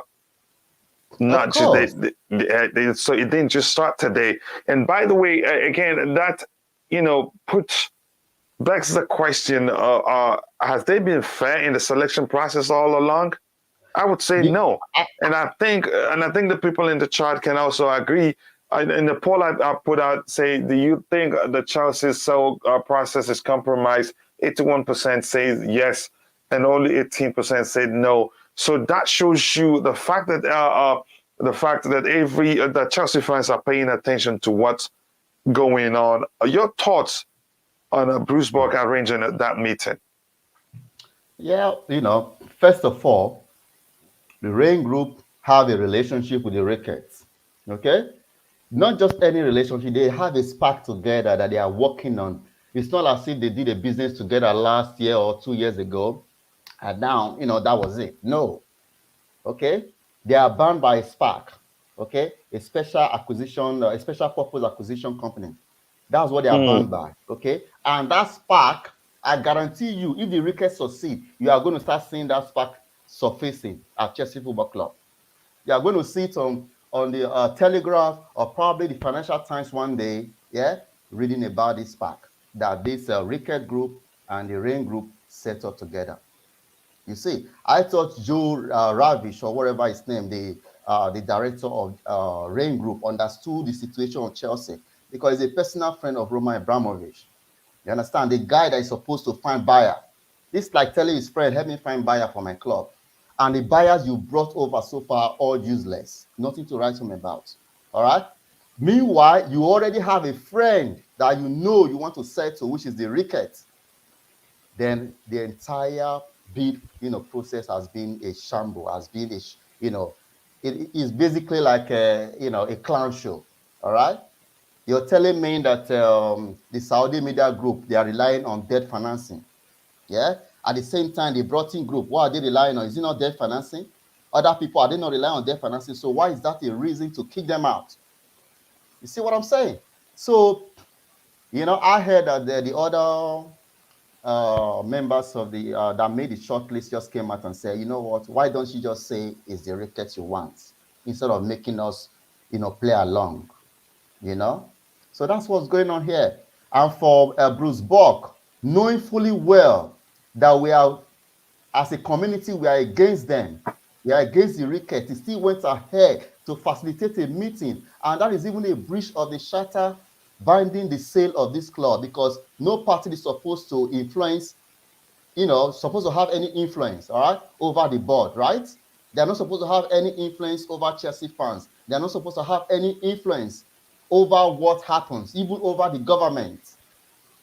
It's supposed to be a transparent bidding process where every, single loophole that is going to lead to the, to the compromise of the trust we have in the system, okay?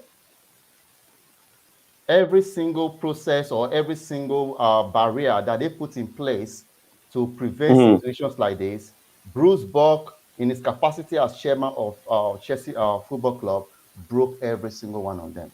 So I think even before the sale occurs, he needs to go. He needs to go because at this point in time, we don't trust him anymore. We don't trust his ability to give the club to the right person. Yeah. Let me ask you this question, Nick Blue. Some will argue that we're just canceling the Ricketts family. Is this about cancel culture, or do we have a legitimate concern? How would you respond to that question if somebody says we're just canceling the Ricketts family? Are you there, Nick? I think we've lost Nick. That question is for you. That question is for you now, LSG, since Nick is gone. If somebody comes to you and argue that, we're just canceling the Ricketts family, the cancel culture is a thing now and it's very, very serious. What would be your response? Do we have? Okay, go ahead. I understand the concept of cancel culture, and this is not remotely close to cancel culture, because what we are trying to do is prevent an image disaster, a PRO disaster for Chelsea Football Club for now and in the future. Okay, that's what we are fighting against. Okay, I don't know about you, but my missus is Chelsea. Chelsea true and true. All right. And by the grace of God, our children are going to be Chelsea fans. Imagine that they grow up that, that club is a racist club or run by racist people. You see what I'm saying? It's already there. The Ricketts are already being cancelled for that information to be out. Yeah. They were already cancelled. So we just don't want the garbage. We don't want to deal with the garbage. That's what it is. Okay. So the Ricketts being cancelled simply would mean, in our case, for to use the idea of cancel culture, would be they already own Chelsea, all right, and we are trying to get rid of them. That would be us cancelling the Ricketts. Do you understand? So, but in the situation we have is this. They want to own us. They want to be the owner of Chelsea Football Club. And we are aware that they are coming around with some garbage. And we don't want that associated with our club because we are still trying to recover from the years and decades of PRO disaster, of having, bad image, whether they calling us Chelsea, calling us Oil Club, calling us, all sort of derogatory names. You bought your trophies or blood money, blah, blah, blah. You see, all of a sudden it's now racism. It's now racism, Islamophobia. Come on now. So, and the fact that cancel culture exists is the more reason why they should not be allowed to come into Chelsea. Because if they come into Chelsea, Chelsea will be cancelled. Do you understand? Chelsea will be cancelled by every sponsor, every single sponsor. Okay? So let them take their stuff and take it elsewhere. It's not a must to own a football club. Yeah, before I ask you the next question, I think something that staff sent to me. He says Raine warned the beaters to stop making public statements on Monday. But is it a bit too late? I think they should. No. Let me know. It's that. I think that wasn't what I wanted to say. I wanted to say, should they be even saying that? Because we need. They need to be as transparent as possible. We need to know everything that's going on in the process. Because the fact, let me look at what scares the heck out of me. What if the Ricketts were smart enough to trigger the non-disclosure part of the whole process, which one of the beaters did, which is Stephen Pagliuca, he did. Yeah. What if the Ricketts were smart enough to say we want to be anonymous? We wouldn't even know that they're part of the process until it is too late. Until it's too late, yeah. So that would have been even at that, and then they managed to get to the final stage, then there will still be an uproar. Because what they did is out there forever. Okay, if you go to their forum, if you go to the Chicago Fans Forum, Lord Jesus, I was there last night, man. It's like I had depression. This is not like they saw us, they saw that they're trying to buy Chelsea and then they're raining on negative comment. No, this was coming from 30 weeks ago. 30 weeks. 30 weeks ago is about, that's close to a year, right? That's close to a year. 20 years. No, not really, weeks. half. Yeah, that's what I'm saying. 52 weeks is a year, all right? 30 weeks ago. Comments, you're seeing comments from left, right, and center, all of them, that they are crying, please, God, deliver us from this evil. Deliver us from this evil known as the Ricketts family. They sold all their best players, every single talent. As long as the media mention their name, that they are talented, as long as the commentators mention their name, yeah, they are up for sale, bro. They are up for sale. So that is Rhys James is gone. Yeah, Mason Mount is gone. Forget Kai Havertz, that will be the first to go. You understand? They will deplete our club, deplete of the resources, whatever, because according to the father, the motivation for buying Chicago Cup is this: whether win or lose, the ticket fee is constant. It's like the bookies. The ticket fee is constant. That was the motivation. That was what motivated the father, the pitcher, the one with the garbage. Yeah, that was what motivated him to give the money to his son, because the son is not he's not a billionaire. You see, and then you have the sibling rivalry among them. You have the sibling rivalry. You have the husband, the boyfriend or the husband of the lady involved in there trying to fight the other ones. Fighting over chairs. What I saw, I was absolutely depressed, bro. I was depressed. These people, I was like, how dare you even think of coming to a club like Chelsea? Are you high? Are you high? Yeah. Stay where you are, bro. Stay where you are. Yeah. I think you make a very good argument. I think people saw it in time, but still, Nick, I want to ask you this question, because we have to count ourselves lucky. In fact, we're very lucky that they made their bid open. they didn't decide to, participate anonymously. I think they'll be regretting that right now, because had they decided to participate anonymously, we wouldn't know anything about them until it is too late. Nick, what do you think?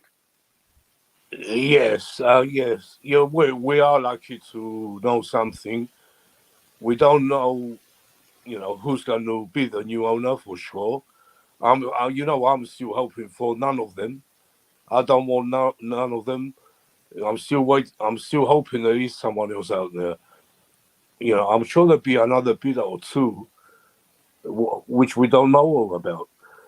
Nick, let's face the reality here. Yeah. I think even though there isn't, I think you could argue that, given the fact that we didn't, there isn't any official statement from Raine Group saying these are the people that have made it to final phase, right? We're just learning from those people that made it to the final phase that we made it, that we didn't make it. We got a message that we didn't make it. I mean, I don't know. I think, you have every right to argue that there could still be more people that is participating in the process that we don't know.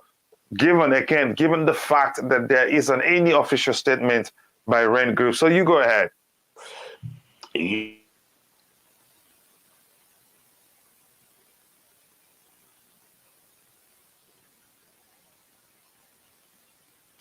I think we lost Nick. LSC, are you still there? Yeah, can you hear me now? Yeah, we can hear you now. Go ahead. I was on mute. I'm getting used to keeping on mute. Yeah. As far as we know these four bidders. Count the Ricketts out, we have 3 genuine bidders. 3. The Ricketts won't have a chance in hell. Mm-hmm. I still guarantee that. I know a lot of people really scared they might be the owners, but me, I'm not, because they won't be our owners.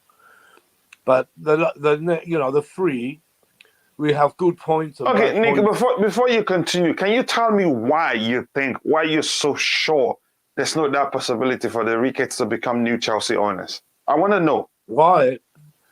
Because, first of all, the races, as we all know, and Chelsea Football Club is made of all different kinds of people, from the boardroom all the way down to the players, then to the fans, and now none of these people want these races. They really want a races owner. That's what I'm saying. That's what I think. And so for me, plus, we're going to. They already heard our voice on Twitter, on YouTube, everywhere. Every channel's talking about them. Mm.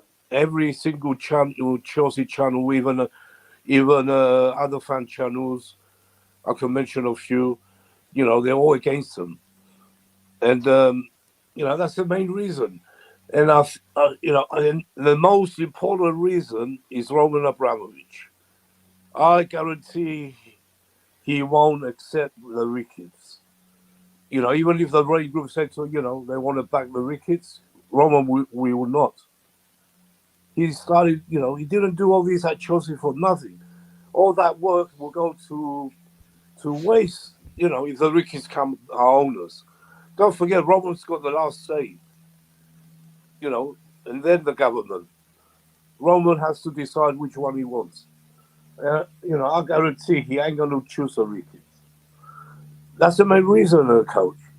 Mm-hmm. That's my main reason. I trust in Roman. Like I trust my family. I trust Roman Abramovich the same. That's how I see him. Yep, I think you have every. I think that argument makes sense. Roman is our only hope, because we just learned from Bruce Box's behavior that the process has since been compromised, and maybe even before it already started, they know each other. They know who don't want to become the new owner, and they have favorites. But that's why the way. Let's see, coming to you. I think Nick's argument that he believes there's still a mystery bidder makes sense, given the fact that we didn't get any official statement from Raine Group. What are your thoughts? There have to be someone else, otherwise is a whole, we're in a whole lot of mess. We're in a whole lot of mess, I said when I was going through the Ricketts stuff, there's a phrase the fans here always mention, yeah, Mhm. that Tom Ricketts loves to use, and that term is biblical losses. Biblical losses. Although we are experiencing biblical losses at the moment, but we trust the Chicago Cubs to bounce back. You see, they never bounce back. Forget about going anywhere near the top of the table. All right. There is I don't know where you live in America, but there's a Chicago Sun. They wrote an article warning Chelsea fans. Yeah. Let me try and look for the article and one moment. I've seen a video from the head of the Chelsea Supporters Club from Chicago. I've seen the message from what's his name? He's an American. Few Americans and who wants us. Oh, look, this is what you're getting. And I think they come with a lot of baggage. It is bad PR. Yeah, go ahead. Here is the headline. Here's the headline. All right. It says the onset of Cubs season is a good time. The onset of Cubs season is a good time to warn Chelsea supporters about a few things. You see, for example, when a Ricketts side biblical losses, it's not just about being bested on the pitch by age-old rivals like Arsenal and Tottenham Hotspur. That's their headline and their tagline. Can you imagine that? That's their headline and their tagline. Okay? And then they went further to say, when the Ricketts side biblical law is not about being bested on a pitch by age-old rivals Arsenal and Tottenham Hotspur. It is merely your cue to kindly forget about being anywhere near the top of the table for a while. You see? You see what I'm saying? We are focusing on building our next great team, essentially means what do you think we can fetch for that bag of gently good soccer balls? You see? These are all in quotes. These are, they're calling them. They like to use word like, oh, we are trying to build a great team. Yeah. Basically, what they mean is how more who's the next best player they want to sell off. You see what I'm saying? So in every single aspect, whether when it comes to running sports, they are bad sports runner. They don't know nothing about sports. They only went in there because of the money involved. This is a typical. These guys. We talk about Kroenke and the Glazers. We just learned that the Glazers, they spent over $1 billion at Man United. All right. The Kroenke, they spend money too. We know how much they spent on Pepe. Was it not 70 million plus?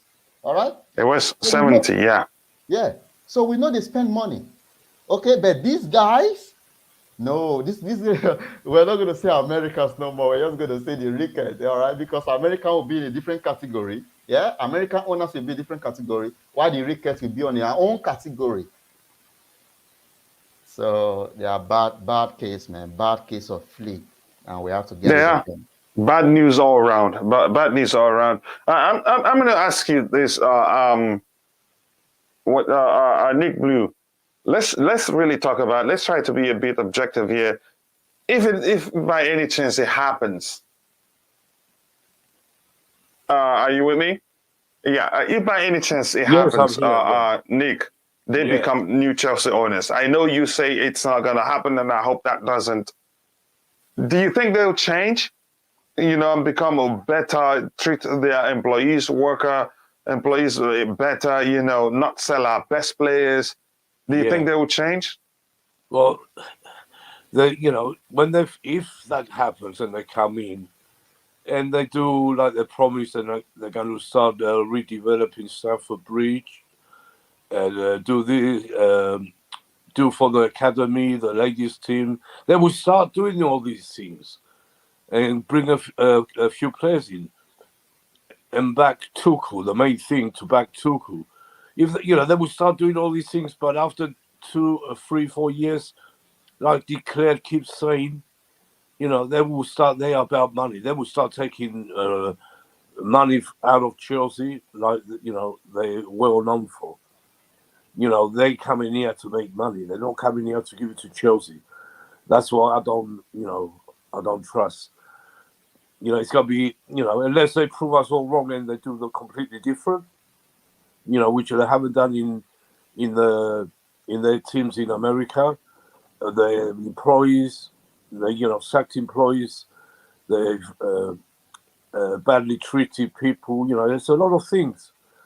All right, it was the daughter and the other ones, but how do we know this guy is going to do what he says? That's even I can't see it happening. That's the thing. I can't see it. There's too many question marks against them.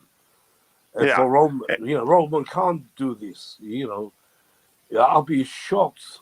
I will drop down shocked. If they come in, because I just can't see it. Yeah, and I want to share my screen. There is something good that LSC shared with me. I'm not gonna go through the whole article just to avoid copyright hate on me. Now this is it. We'll look at it here. The title alone should scare the heck out of you if you are in the chart or even you're on the panel. And that's a good article. I think I've read a few of it while Nick was talking. From Steven Greenberg. Steven says that the onset of Cubs season is a good time to warn Chelsea supporters about a few things. For example, when Ricketts cites biblical losses, it is not about being bested on the pitch by age-old rivals Arsenal and Tottenham Hotspur. It means more. So if you want to read this article, just go to, I think, Chicago Times. .com. I think it's a really good article. I've seen a few things, but I can't just go through it here because I have no permission from the guy that wrote the article to read it here. But I think the title alone says all you need to know, which reads, the onset of Cubs season is a good time to warn Chelsea about a few things. I think you might want to go read that yourself. So, Nick, were you still saying something?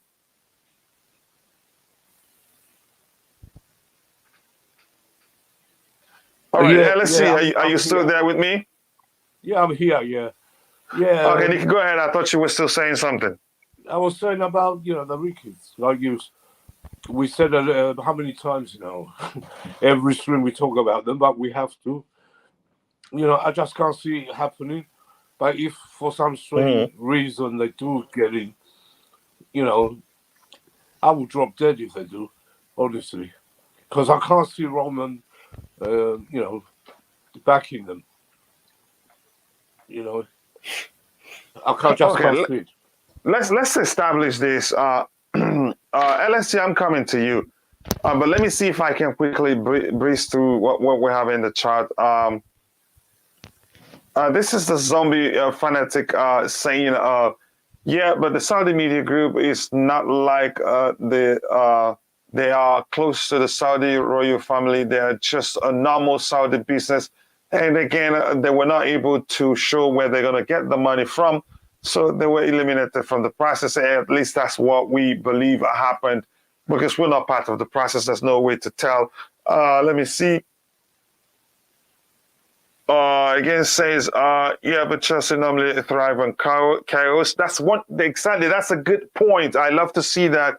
Yeah, Chelsea normally thrive on chaos. In 2012, when we won the Champions League, we weren't doing well in the league. And then when we wanted to get this year or last year again, we weren't really doing that well in the league. We struggled in other areas. We had issues under Frank Lampard and all that. I think we'll come out of this stronger and even better. So good comment there from the zombie fanatic. And if you haven't, please do like the video and also subscribe to the channel if you haven't. That will help us, that will encourage us, and that will help us reach more people. I appreciate this good comment from the zombie fanatic. This is GUV saying, I think my system is freezing a little bit. I don't know why this is happening to a very brand new system. Up to the fans to police it on Saturday. I think they should. Hope they take the Ricketts to meet Thomas Tuchel. And he says, no, grabbing at straws. Let me ask this question why this comment is highlighted. the minute with Thomas Tuchel, does his input really matter on who becomes the new Chelsea owner? I'll start with you, Pierre, but I want to say welcome to the panel, Pierre. How are you doing? I'm doing okay. Good. Always good to have you on the panel. I'm asking this question due to this comment by Just Viola. This comment on the screen says, hope they take the Ricketts to meet Thomas Tuchel. And he says no. Grasping at straws. Now, the question is, does Thomas Tuchel's opinion on what his input, does it really matter? I think his responsibilities are for the team only. As for meeting Tuchel, unless all of them meet Tuchel, I mean, if it's already been compromised with the meeting set up for the Ricketts to meet Paul Canoville, then none of them should meet them, or all of them should meet the manager. At the same time, it can't be one and not all the others. Yeah. So let me straight away ask you about I can say a behavior, Bruce Buck's behavior, the fact that he independently met with the Ricketts, the fact that he did set up a meeting for them. That means they had a conversation at length. That means he knew them before time. He shouldn't be doing that. And for Christ's sake, he's a lawyer. How much of a damage in terms of the trust of the fans that is trusting the whole process? How much of a damage do you think this has done? Well, it has done damage, and I think he already knows he's made a mistake, because he's come out with some sort of statement as if that's supposed to soothe things over by saying, if the others want to meet Paul Canoville, then he will arrange that. But he's trying to make out that he's done no wrong by suggesting that the others are all welcome to meet the same person, but and have the discussion in the same way the Ricketts have. But as far as I can see from the other camp, there had even been a bit like protests against the Ricketts. There was suggestions that the others could actually try and put pressure on the Raine group by almost instigating a boycott of quitting the current process, which would basically make a point to the Raine group, though that is very slim, because then that runs the risk that they effectively all pretend to pull out, just leaving the Ricketts group there. But and of course then the Ricketts group could just be handed, or would be the only candidate to be suggested. But there's all sorts of talks about how angry the other groups are, and whether they should act as a unit to almost make a protest in that sort of vein, threaten to boycott the system for some reason. Yeah, I don't think them boycotting the system would do us any good. It would just leave the Ricketts all to themselves, so they merge the owners. But I think a lawsuit will follow, and we know that doesn't end quickly. It is almost always be a prolonged process, especially when you're talking about something of this magnitude and given how much is involved. Now, let me start with you again, Pierre. What does that tell you? Have you thought about it, and have you looked beyond Bruce Buck's behavior, and what comes to mind? Well, unfortunately, Bruce Buck is part of the process, isn't he? He's exactly whether he should be or not now is another thing. But he is currently the chairman at Chelsea, and obviously, with a whole load of other directors that will have an influence. Because once the 11th of April comes in, the preferred option is supposed to be presented for the Chelsea board's approval, and then after that, whoever is approved by the Chelsea board, then there is the Premier League have to vet, do their due diligence on the actual proposed owners, and the government, I would just hope, would be rubber stamping it. That's their only involvement, I would think the government have. If the Premier League, EPL are happy, then they just rubber stamp it. They're likely not to come in and put in any objections. I mean, that's what the process is supposed to be. Obviously, that's not going to go very smoothly if the Ricketts, for some inexplicable reason, happen to be the preferred buyers. But they're not the favourites. The favourites are still Todd Bowley, followed by Sir Martin Browson's group. They're the two favourites I can still see. But that's the media saying, who really knows if the Raine, if there's an inside job, so to speak, then obviously it doesn't matter who the media predicts as the favourites and who they think are the outsiders. So, the Ricketts. But here's the thing: a follow-up question for you, Pierre. Yeah, we think because we put out a poll and we've seen that ourselves, and I think I'm gonna in a bit show the poll, the Twitter version. I think more people voted, and I think it's still surprising to me what I'm seeing. Not really in terms of Todd Boehly group of leading the race, being emerging as the favorites. Now, does it really matter? Because since we can agree the process has been compromised, at least we're saying being compromised given Bruce Buck's behavior. But to me, I think it goes beyond that. The fact that the Ricketts family, after the pushback, they still made it to the final phase. Still, after the pushback, they're still trying hard. They're still in the process of reaching out to people, trying to change the narrative. That shows me that somebody's told them you have a chance. So what I'm saying, does that really matter that we think that majority of the fans think that Todd Boehly group is the favorite? I think there's two different things here. I mean, Bruce Buck, for whatever inexplicable reason, there's been concerns about the comments made by the Ricketts bid's father. Paul Canoville had already joined the No to Ricketts campaign, and for some reason they requested to talk to him. As he's one of the ambassadors at Chelsea. Can you hold on 1 second? You said Paul, first of all, joined the No Ricketts campaign, right? Yes, he'd before his meeting with the Ricketts, he was already tweeting about the No to Ricketts. He was already. So somebody who knew, because I didn't even know his role. I did not even know that Paul has. He's like a lot of ex-players at Chelsea. Well, a lot. I mean, some Chelsea players. They have a role where they represent the club. They have an ambassador role, and Paul Canoville was one of them. Somebody must have told. Well, someone must have told the Ricketts that A, he's an ex-player, and B, that he was a gay. I mean, the Ricketts' opportunity to speak to him was to try and convince them that they're not that bad. And obviously there was that, for some reason, there was some false media which has really annoyed Paul Canoville to say that now Paul Canoville was endorsing them, which of course was putting words into Paul Canoville's mouth. So not only did they meet up with him, Paul Canoville then got a lot of abuse because suddenly it was determined that he'd met the Ricketts, was really impressed with them, and was now endorsing their bid, which was not the truth at all. And he put that clear on his page that he is not endorsing any bids. All he said was that they presented their inclusion and diversity plans, which I suppose calmed him down a bit. But that was the only statement he made at the time, that he had seen what the Ricketts were proposing and how they were going to be so more inclusive and everything else of what they were going to bring to Stamford Bridge. But again, they're discussing their plans directly to someone who's an ambassador at the club, and the other consortium bids, quite rightly said this is not fair. That they've got an unfair advantage, or they're creating an unfair advantage because they're speaking to people that we've not been able to speak to.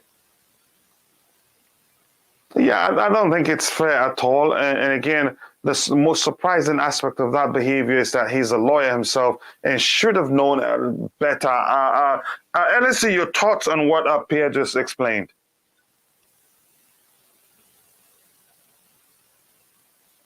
Hello? LSC, you still with us? Okay, yeah, I'm here now, yeah. Mm. I went out a little bit, I didn't hear the last thing he said. Okay, maybe I think we should just ask you another question because it would be hard to explain it all through if you weren't listening. But let me ask you this question. I don't know if I've asked it before. Now, how are we sure? I think I've asked you that. I'm not sure, but let me know if I have. Because the only protection we have, I guess I can call it protection in the process, that will make sure the Ricketts don't become the new owners of Chelsea Football Club. Because right now we just can't trust Bruce Buck and the board. How are we sure that Roman has the final say? Well, we can't be too sure because we don't know what the government is going to, the terms of the license that they are going to give to him to operate, The whole thing is getting more complicated, because even the use of the word preferred bid that the government will, the preferred bid will be presented to the government. The use of that word preferred bid, to me, represents the bid that was chosen by the club. Okay, I would have thought that whatever decisions the club made is coming from Roma, but right now it's obvious that we cannot trust any decision coming from the club or even directly attribute those decisions to Roma. For example, the Super League, we know that was the idea of Bruce Buck, okay, but Roma got a hit for it. So this is the reason now I don't really know if I can trust fully whatever choice that come out of this. Okay, so if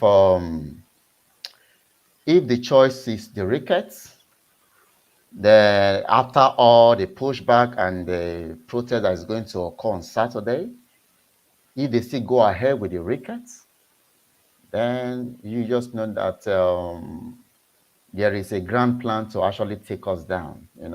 At that time, I will also be inclined to agree that Roma is aware of it and is probably endorsed it. That would be one way to look at it. Or Roma was completely cut out of the process.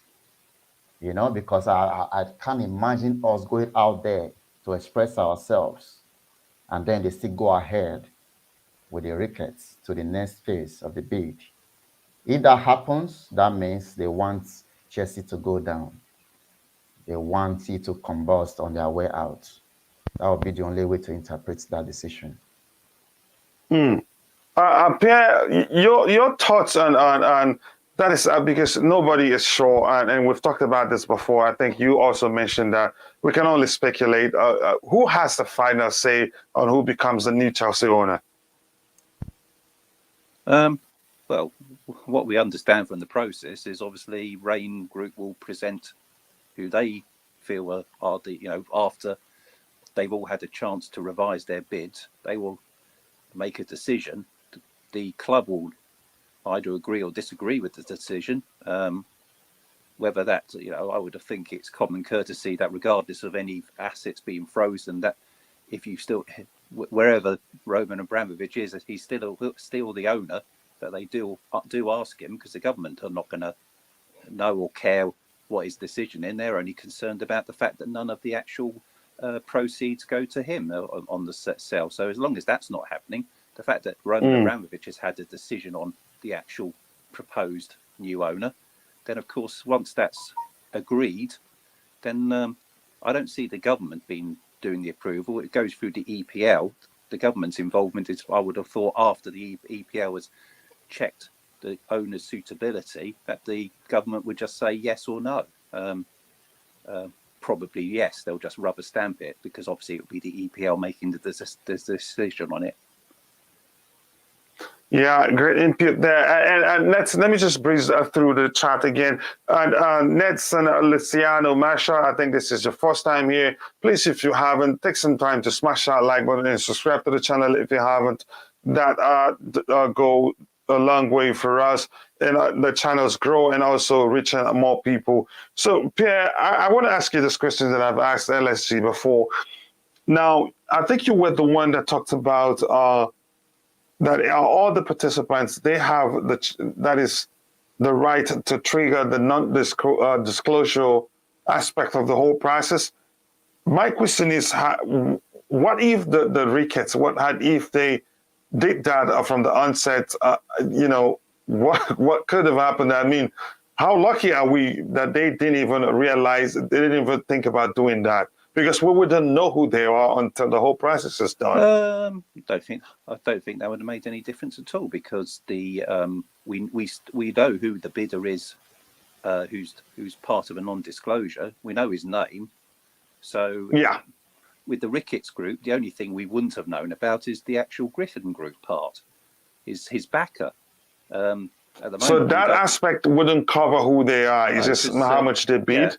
we would have just known it's the Ricketts bid. And of course, you can then say, right, who are the Ricketts? They own this, this, this. And then you would have found out that their father had said, sent certain emails. So we would have still known about it. And then we wouldn't have known. All we would have known from the non-disclosure is that we wouldn't know that there was a 20 billion pound backer for the Ricketts group, which is the thing with this Pagliuca bid, is we know who he is. We know that the team he actually owns in Italy, but the non-disclosure doesn't reveal who's backing him. We don't know any details about his consortium, but we certainly know who he is. So I don't see how what non-disclosure would have meant to the Ricketts. We would still know who the family is.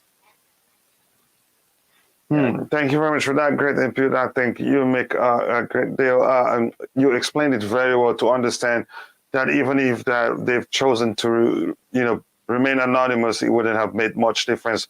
We'd still find out even before we get to this phase. Unless you look at the comment on the screen from the zombie fanatic, he says, why are everyone so prejudiced towards the Ricketts? He said stuff which aren't nice, but he's apologized. People make mistakes. You never know. He could do great stuff for you guys. This is an Arsenal fan, by the way. But I think if you ask me, I say you'd still get some Chelsea fans who would also sound the same way. Your thoughts, LSG? What I will say to them is this: this is not 20 years ago. This is not 30 years ago. We live in the age of the internet. And like you said earlier on, and we live in cancel culture. The Chelsea fans are not canceling the Ricketts. Okay, our response is our response to the Ricketts family right now is to prevent Chelsea from being cancelled. Okay, so we are out here for our own self-interest, and that is the interest of Chelsea Football Club. You see, the media right now, they are not talking about they don't want to, when they mention the Ricketts, they don't want to talk much about the controversy surrounding them. Right now, they don't want to do it. Same thing with the rival fans. They don't want to do it right now. But I guarantee you, as soon as the say goes through, that's going to be the headlines continuously. That's what my concern is. Okay? So apart from them being bad sports owner, they will just let everything go through and then use it as a battering horn to destroy our club further. Yeah. Coming to you, Pierre, I know you'd come across people who would argue, present the same argument as the zombie fanatic just did, because the poll itself shows there are still some Chelsea fans who support him. And if my memory serves me right, I remember even you, Pierre, saying on the panel here that we shouldn't judge them because of what their father said. But the truth is it's gone beyond what their father said. We're learning how they treat their employees at the club. We're learning, all sorts of things. Even the last one I learned about yesterday was about them ignoring that they need to add access for people on wheelchair to access the stadium, and they intentionally ignored it just to save money. Now, how do you respond to such an argument on the screen, Pierre? Well, I think you probably answered most of what I would have said on that. When I said I was arguing on their behalf, I never actually argued and defended them. I probably took their position where they made a statement that they had done various things to build bridges in Chicago with the Muslim community, and how they were trying to detach themselves from their father's statement and bring out the fact that they were not. They didn't approve of what their father said. So I made that point because obviously the father isn't there. But what you said is that it's not what they said or what their father said. A lot of the actual, and I would say that is probably more crucial than the emails that their father has said. The way that they run their sports clubs, etc., is not desirable. I mean, not at all. Yeah, go ahead.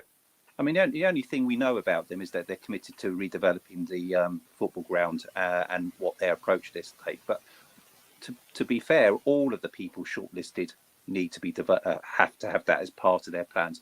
I don't know what Stephen Pagliuca has because he's got a non-disclosure, but to be shortlisted. One of the criteria to be shortlisted is that they have plans to redevelop Stamford Bridge, so that will be applicable to Martin Broughton's group. But that's the one part of that particular bid that I'm not too familiar with, as in how they plan to do it, whether it's going to be done in one go redevelop. So what I do know is that the Ricketts group want to move Chelsea out for a number of years and build the ground so that they would actually be playing at Wembley Stadium or something for 4 or 5 seasons, whereas Todd Bowley group, their redevelopment plans is to do it in stages. So, as I say, I know bits and pieces of 3 of the consortium, but not the Stephen Pagluka because of the non-disclosure, as I've mentioned. So I don't even know who his backers are. I just know that he wants to buy Chelsea and he must have ticked all the boxes. Yeah. Yeah, I think they must have. Maybe something else is going on. I don't know. And to add to this comment, to the zombie fanatic, the truth is, the Ricketts, their behavior, and it's not like it's like LSG mentioned, it's not like it's something that happened 20 years ago, 30 years ago. Most of them are recent, very, very recent. And the fact you have an employer who cuts the salary of his employees, and a sports club owner who always likes to sell the best players at the club, and all sorts of other stuff. Those things just they stand against things that is what defines Chelsea Football Club. Chelsea Football Club under Roman Abramovich is the most vocal against racism, against discrimination of all sorts. The things we've been doing for the club's immediate community and the global community as well, anti-Semitism and all those things. I think it wouldn't make sense to have the Ricketts as our new owners. I think sponsors will also be running away from associating with Chelsea Football Club because they pay attention to all those things. And again, it's not about canceling them. Make no mistake, it goes deeper than that. We're concerned about them ruining the reputation of our beloved club. If that makes sense to you. Now, let me go just breeze through the comments again, and I'll come back to you guys. Thank you very much for that great input, by the way, Pierre. Okay, let me see if we have anything here. And this is DJ Saab. Always good to see you. I know you work during this time, and it's always good to see whenever you find time to join. No problem. We understand bills don't pay themselves. Now let's look at that poll. We had now. I think the sample size you can say isn't that good, but it still it shows you something. 116 votes. They asked, who would you like to become the new owners of Chelsea Football Club? 87% says Todd Bowley. 3.4% said Martin Broughton Group.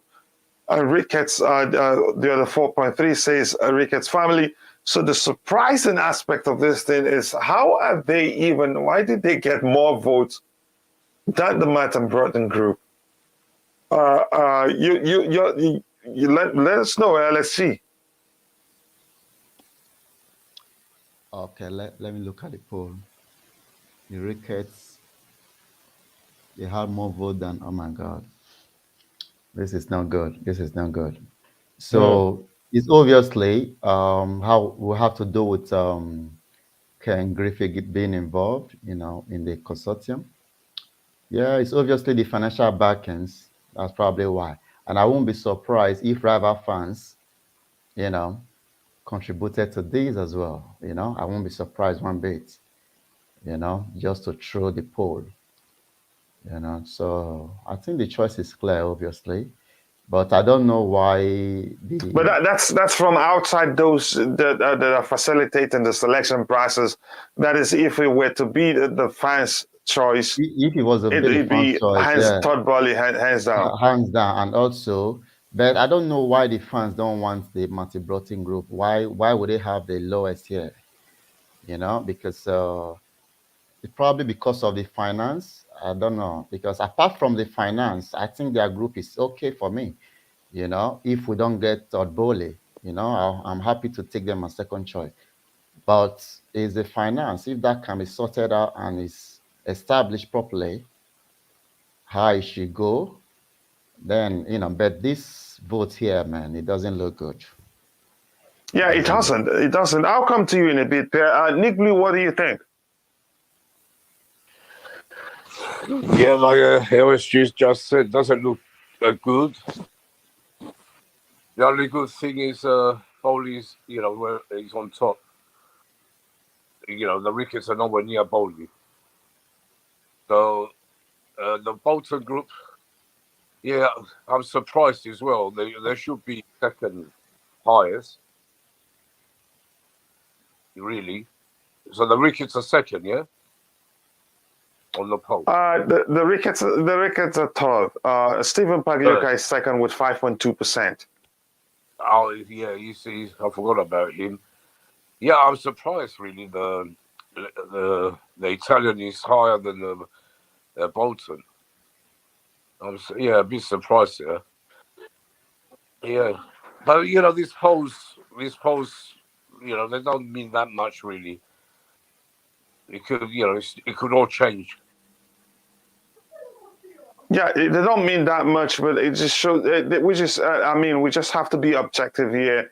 And again, like I've said, as I've said before, given what's going on, given Bruce Buck's behavior, given the fact that the Ricketts themselves are still pushing ahead, I'm fearful that there's somebody there telling them you have a chance, don't go.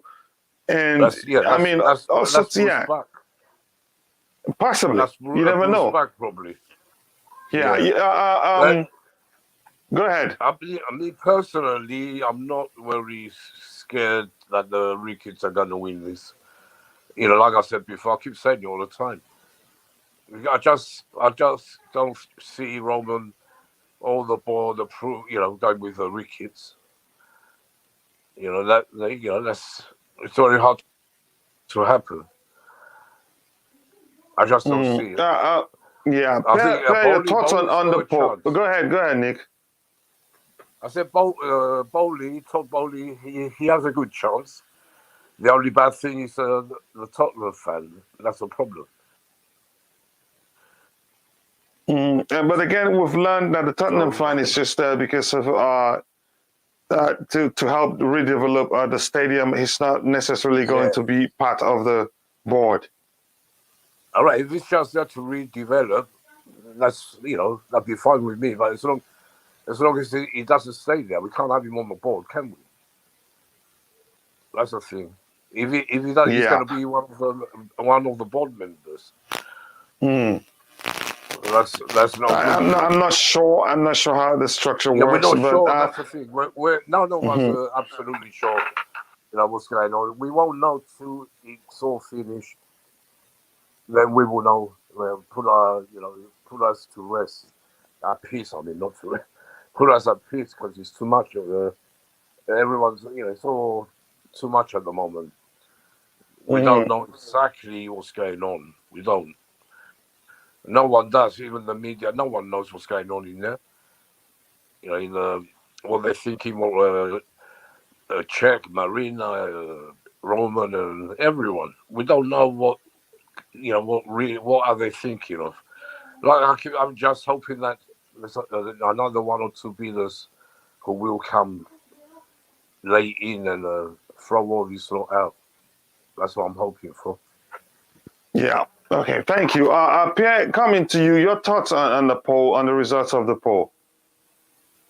This is a Chelsea perspective poll, so obviously, yes, it shows support that Martin Broughton is in last place, but I think in the the actual British media, etc., the top two are not Todd Bowley followed by Stephen Pagliuca, but it's Todd Bowley followed by Martin Broughton, and that Ricketts and Stephen Pagliuca are further back. So the two favourites they've got are Todd Bowley and Martin Broughton. Todd Bowley has come out with some statement about how ambitious he is for the club. My issue with his latest statement is that the terminology he uses could be a bit better. I don't mind him saying that they're ambitious and they'll buy players and such, but And I know that the data has been mentioned, but he did actually say they'll run the club like the FSG group. So they'll run the club like Liverpool. I don't know if I want any consortium to come in. Most of us don't want to hear that. I don't know if I want to hear Chelsea being run like Liverpool FC. That doesn't impress me. On the Martin Broughton side, they've had a major boost in the last day or so. I'm not talking about the popularity, because obviously I've got to go in the poll here. But the issue with them is that John Harris and David Blitzer have got shares in Crystal Palace.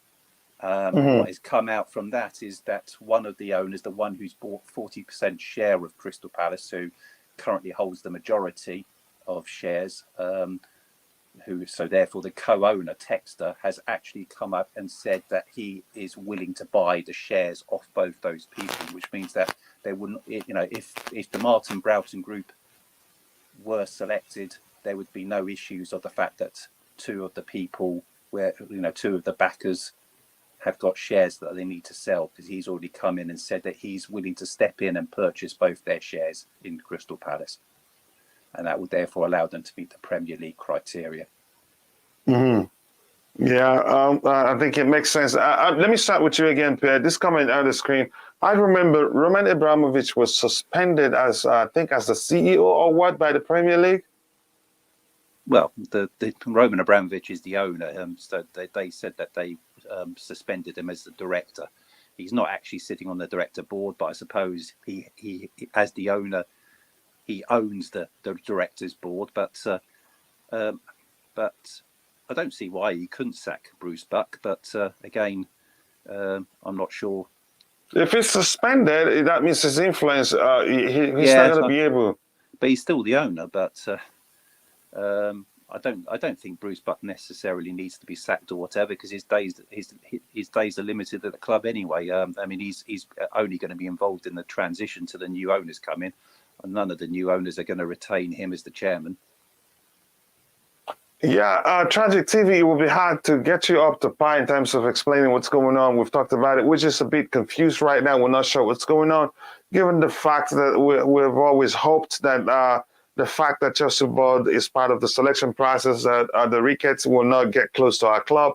But given Bruce Buck's meeting, arranging a meeting with the Ricketts and Paul, I forgot his last name, it is concerning to us. That's what we've talked about. Is a third Bally group not the highest I see, or am I wrong? They're the highest, 87.1. Just our concern is that it doesn't look like that matters. It doesn't look like what Chelsea fans their first choice matters, given Bruce Buck's behavior, given that the Ricketts, after everything that's happening, the pushback, they're still pushing. They even still try to reach out to more people to change the narrative. To me, that means like somebody's telling them, you have a chance, you're going to win this, because a sensible person would stop spending money traveling and reaching out to people and say, look, the fans don't want us. What are we doing here? And that brings to mind what Declan talked about the other day. And I think Mikhail also talked about it today on the panel. Nick, Declan says something that these guys, they thrive when the fans hate them. That's what they want. And they don't care whether the fans hate them or love them. So if they emerge the winner, it is too late. We can't force them out, given they're used to going, being battered with messages and called names. It doesn't matter to them. What they care is how much money they're going to make out of the club. What do you think, Nick?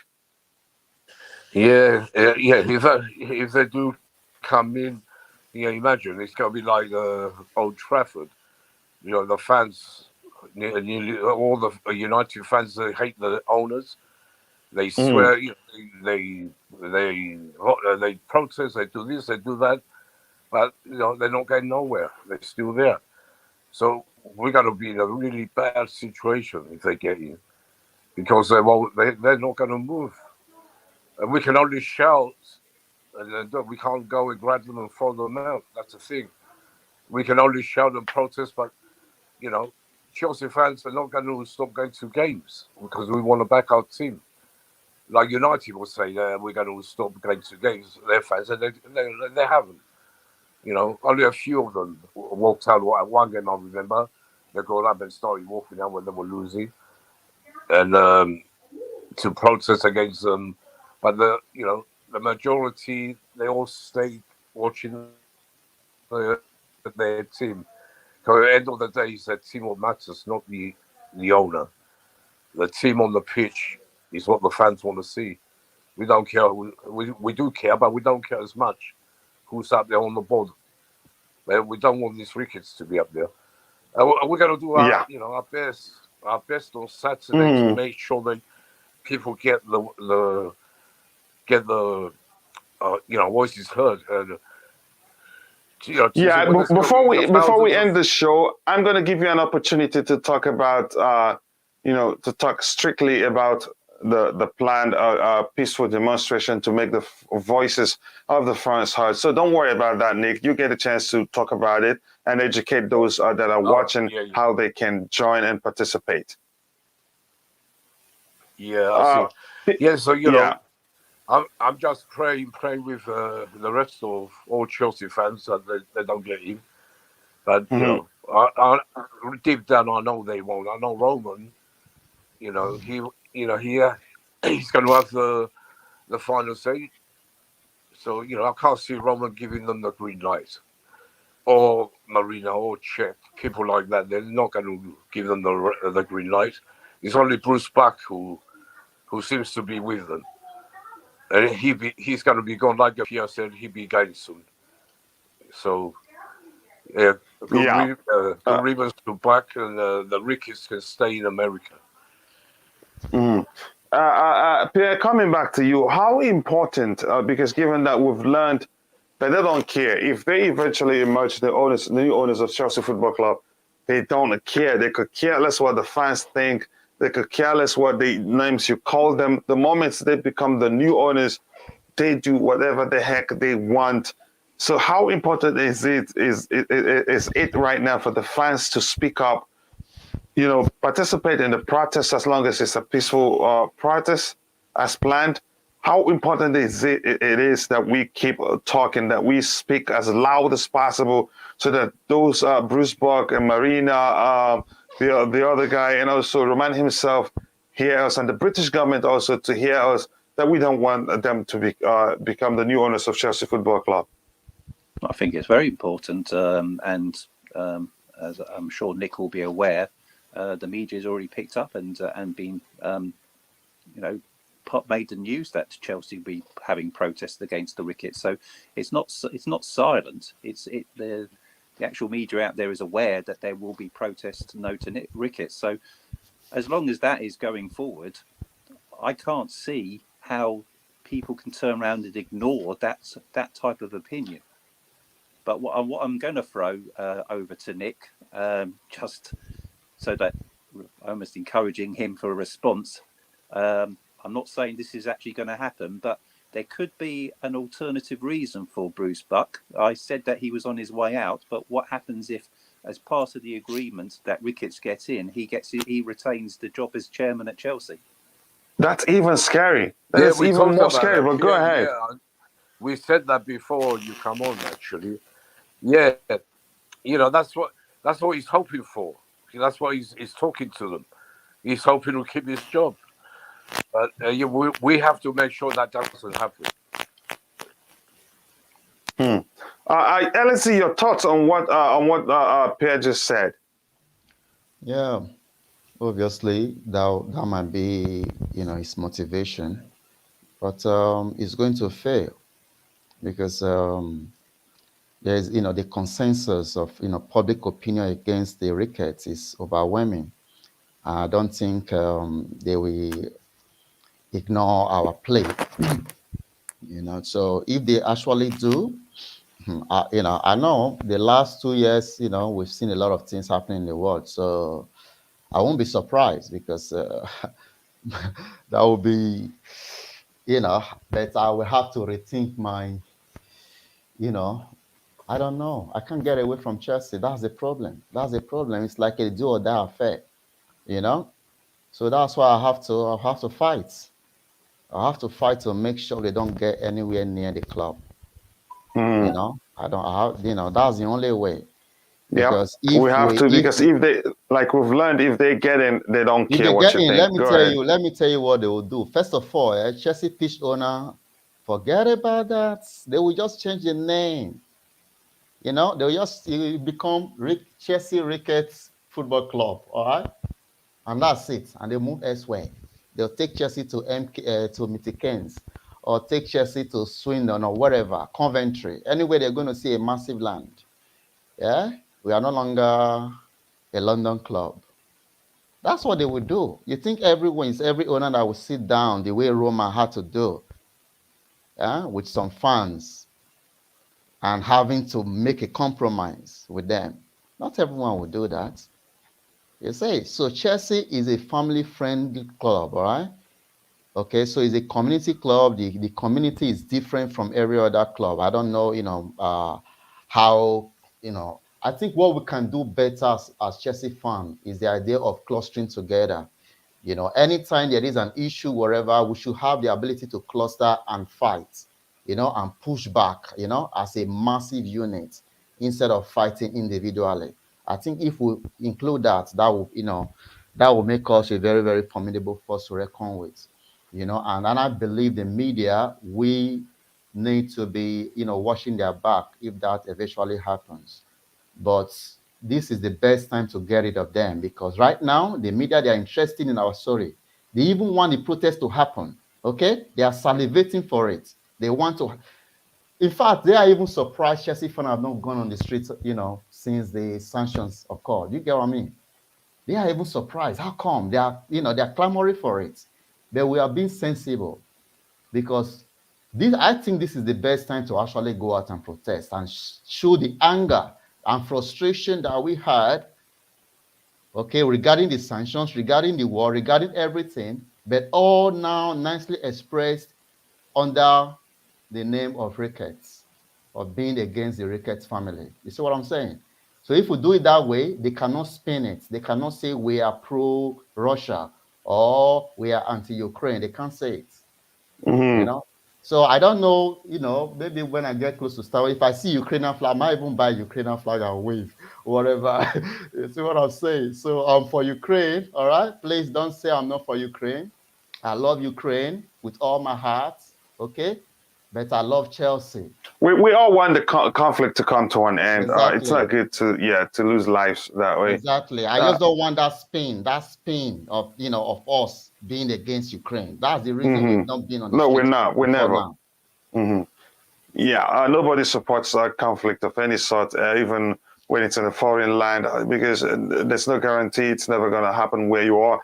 So that's, by the way, I want to read this comment on the screen. It's interesting. I think that most Chelsea fans are against the Ricketts. Over 17,000 fans signed the no to Ricketts. We need to bring that number up so when they look at it, they get scared. 17,000. I shared it on your Yeah. page, right? Yes, I think I'll share it even more on Facebook groups where I have access. I think 17,000 is too small for a club the size of Chelsea Football Club. If the Ricketts, if they see this, it's nothing. It's within an acceptable range. And the fact is, this is always, you could say, no, it has to be like, if you look at it and do some calculations, you say at least 90% or 80% of Chelsea fans are against him, but this number isn't anywhere near. This is what I was saying about clustering. This is what I was saying about clustering. Yeah. Yeah. All the fans channeling, there should be, the information should be synthesized. Like, you know what, this at so and so time, activate. Let everybody go down there and sign the petition. Before you know, it will be 60,000, 100,000. Yes, because 17,000 isn't even, it won't go anywhere. We won't move them. If they see it, they will not be moved, because the truth is nobody will like you. And I think this is still within an acceptable range. If you ask me, if I'm Ricketts family and I see this, I wouldn't even be concerned. Pierre, coming to you, do you think this number is anything close to what we moved them? Probably not. Or certainly not. They just seem to be very thick-skinned at the moment, because they knew they weren't popular before they met Paul Canoville and for a while back. So it hasn't stopped them. I would have thought a lot of other people with that sort of unpopularity would have withdrawn themselves, not carry on with the process, which is what they've done. So yeah, I think more people should sign that petition. I don't think this is too small of a number given the size of Chelsea Football Club and the people we're dealing with. Like Per mentioned, they are thick-skinned, and this number wouldn't even move them. To them, it is nothing. Okay, this is Mikhail saying something. Yeah, I am. Only caveat is I hope the Glazers don't interfere with Ten Hag's project. If they do, we are truly done. Yeah, okay, done for. Tragic TV, nice to see you here. I know I think you're a United fan, and always good to see you come around and support Chelsea Perspective. And if you haven't, other people that are watching, please do click on the like button so that YouTube can push the stream to more people so they can join us. Yeah, let's see if we have anything else interesting here. Is Todd Boehly unanimously the favorite? If so, is that the best takeover? I think from what I learned from Per the other day when he talked about the Martin Broughton group, they are Chelsea through and through, if you ask me. And again, they're all Chelsea season ticket holders, and they are experienced a lot of running football clubs, and also Todd Boehly, I think financially may be stronger than that group in particular, but I think it is the poll shows otherwise. Even the Martin Broughton group they're actually in the third place or so, but that's surprising to me if you ask me. Now, can you post the link of the video from the Chicago Blues about the Ricketts? Let me see. It will be difficult to find it now, but just send me a DM on Twitter. Then I will take my time, find it, and send it to you. This is Declare saying, hey, Declare, if you want, before we round up, the link is in the chat. And we haven't even talked about how you get the prize you won. The cash equivalent, by the way, because we can't do the price now. The stores are closed, like you already know. Let me see if we see anything else here. Okay, nothing else here to talk about. So, Nick Blue, anything you want to say? Can you please educate those that are watching about the planned protest on Saturday? How? Go ahead, Nick. Up to you. Yeah, first of all, I'm surprised at the petition, only 17,000. That doesn't make sense to me. Must be a lot of young people out there, Chelsea fans, not 14, 15-year-olds. I'm talking young 18, 20 to 23-year-olds who ain't bothering. They're just not bothered to do that. They're going to be bothered to come and protest. I know that for sure. But they're not signing. I don't know, for some reason they're not signing. Me personally, I signed in and I passed it on to the whole of my family to sign. And they all have signed. I thought it'd be really high, actually. I'm surprised at that. We have to, keep going with that. And this Saturday, as you all know, we're going to have the protest at last walk. We should have had a few weeks ago when the sanctions were first made. And you know what happened there. I turned up by myself, looking like an idiot.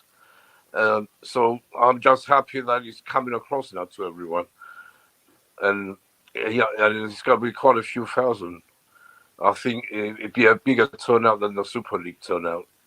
Because I can see how many people, everyone's involved, all the Chelsea channels, all the panelists on the channels, they're all up for it. They're all coming. And thousands more. I just want to say, make sure you're there Saturday, 11 o'clock, not 12 o'clock like someone was been saying. I said 11 from the beginning. I don't want to keep changing it. I said 11 o'clock to be at the bridge. I'll be there 10:30 at Fulham Broadway, like LSG knows I'm going to meet LSG there, 10:30, and a few others. And and we have to make sure it's peaceful. We don't want no silly behavior. We grown-ups have to make sure, to look out, make sure nothing like that happens. And it's going to be a peaceful protest against the Ricketts, against Bruce Buck, and for Roman Abramovich, because he deserves some recognition from us, and he will Mm. get it. He will get it, and it's nothing to do with the war. I will paint myself blue and yellow so that if they want to see I'm with Ukraine, I'll go find yellow and blue paint and paint myself like that, so they know it's nothing to do. We're not against Ukraine. We're for Ukraine. And then Roman is out there trying to stop this war with a lot of others. So we have people. I'm sure they're not that dumb. They're not going to think when we show Roman's name like that we're with Russia or anything stupid like that, because they must be really they must have no brains if they think like that. I don't think anyone in the world will think like that. So we have to make sure it's a peaceful protest. And I will see everyone there Saturday. I'll be there early, and hopefully, we'll make ourselves heard and then make sure these Ricketts don't come to the club, nowhere near to Chelsea Football Club, because they're racist. And it's not just racist; they're bad people. They're very bad people who I've been hearing, and they will kill Chelsea Football Club. We can't have that. We can't stand for that. That's all I have to say, really. I mean, I can go on and talk about it, but I think everyone knows what we have to do now. Yeah, coming to you, LSE. I know you're part of the planning process. Any advice for those who want to join the protest? Any advice for them? Yeah, obviously. First of all, I'd like to say something about the petition. Mm. I don't think change.org, is necessarily the best platform to use for this kind of campaign, because, I don't see it being effective any way or the other, because at the end of the day, we're just wasting money there. I signed the petition, I paid for it, but I know it's not going to go anywhere. The best place to sign a petition, I would advise, we can start it now, will be on Parliament petition. All right, I think that will be parliament.gov.uk. If we get to 10,000 there, then Parliament will have to debate it. They will have to respond. I think they will have to respond one way or the other, but they get to a certain number and then they will have to debate it in Parliament, So maybe that will get their response. That would be more effective instead of just wasting our time on change.org, because I follow a lot of campaigns and I know that campaigns done on this. For example, the campaign to remove a certain former prime minister from a certain position, I won't mention his name. It was totally, rubbish, because we got to find out that he even have, he's part of the board of the change.org. You understand? He's part of the board. Imagine we, ordinary people, writing a petition saying we should get rid of him from the government. And he's part of the board of the platform we are using to run the campaign. So it doesn't make sense. I think we can start a petition on parliament.org or .gov.uk and get a better result. Okay. Then as for the protest for tomorrow, for Saturday, yeah, I'm going to be there. I will be meeting with Nick, and then I will advise everyone, bring some form of, mementos that will show solidarity to Ukraine, anything, whatever, because the media, they are going to be there. They are going to be there, every single one of them. Okay, so let's give them something positive to talk about. That means we are not going to start fighting with anybody, recognizing people that want to cause conflicts, earlier on, you understand? People that want to get, extremely, anxious or extremely, assertive in their position. We have to be careful, and as for Roma, we have to sing and sing and sing his name, because this is part of the plan. They want to erase his memory, Okay. So they want us to forget happy about this guy. Everything is done for us. Hence, the reason why John Terry was attacked. You know, they don't want us to remember anything that this man has done. So we are going to sing his name as loud as possible, and we'll ensure that the entire protest is peaceful as it can be. Yeah. Yeah, Pierre, I'll come back to you in a bit to get your advice for those who want to join the peaceful, plan a peaceful practice at Stamford Bridge, so that the voice of the fans will be heard. Because, the cloud I explained to us the other day, the moment if they emerge, the new owners, they don't care what the fans think. They thrive actually when that happens. The cloud, welcome to the panel. How are you doing today? How's everyone doing? I just got home. Well, I'm all right. it's been a weird few hours for us when we learned about Bruce Buck's behavior. So I'm going to ask you that question. I know you're well acquainted with what he did. What do you think? What crossed your mind when you realized, oh, look at what this guy just did? Sorry, I was charging my headset. I just missed half your question. Very sorry. Okay. Could I'm you saying, tell me again? No problem. My headset was dying. I just put the charger in and I missed half what you said. No problem. I understand. I'm saying I'm sure you're well acquainted with what Bruce Buck did. So the question is, what crossed your mind when that happened? What any thoughts there about the whole process? You go ahead. Yeah, I've been questioning the process for a long time, and I'm almost, I can almost say I'm not surprised. You know what I mean?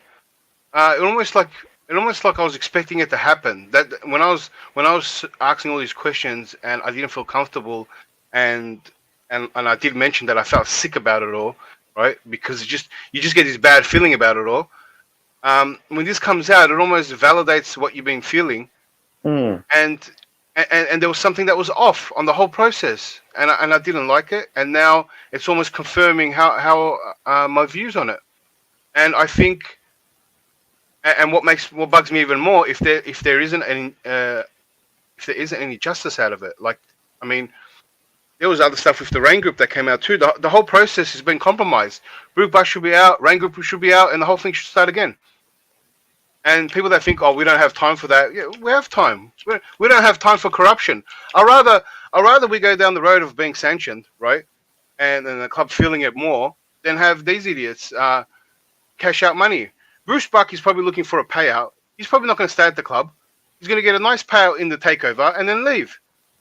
So he's probably got just financial interests, and he doesn't care about the club, right? If he's leaving, if that is what's happening, and the Raine group, so everyone's in on it.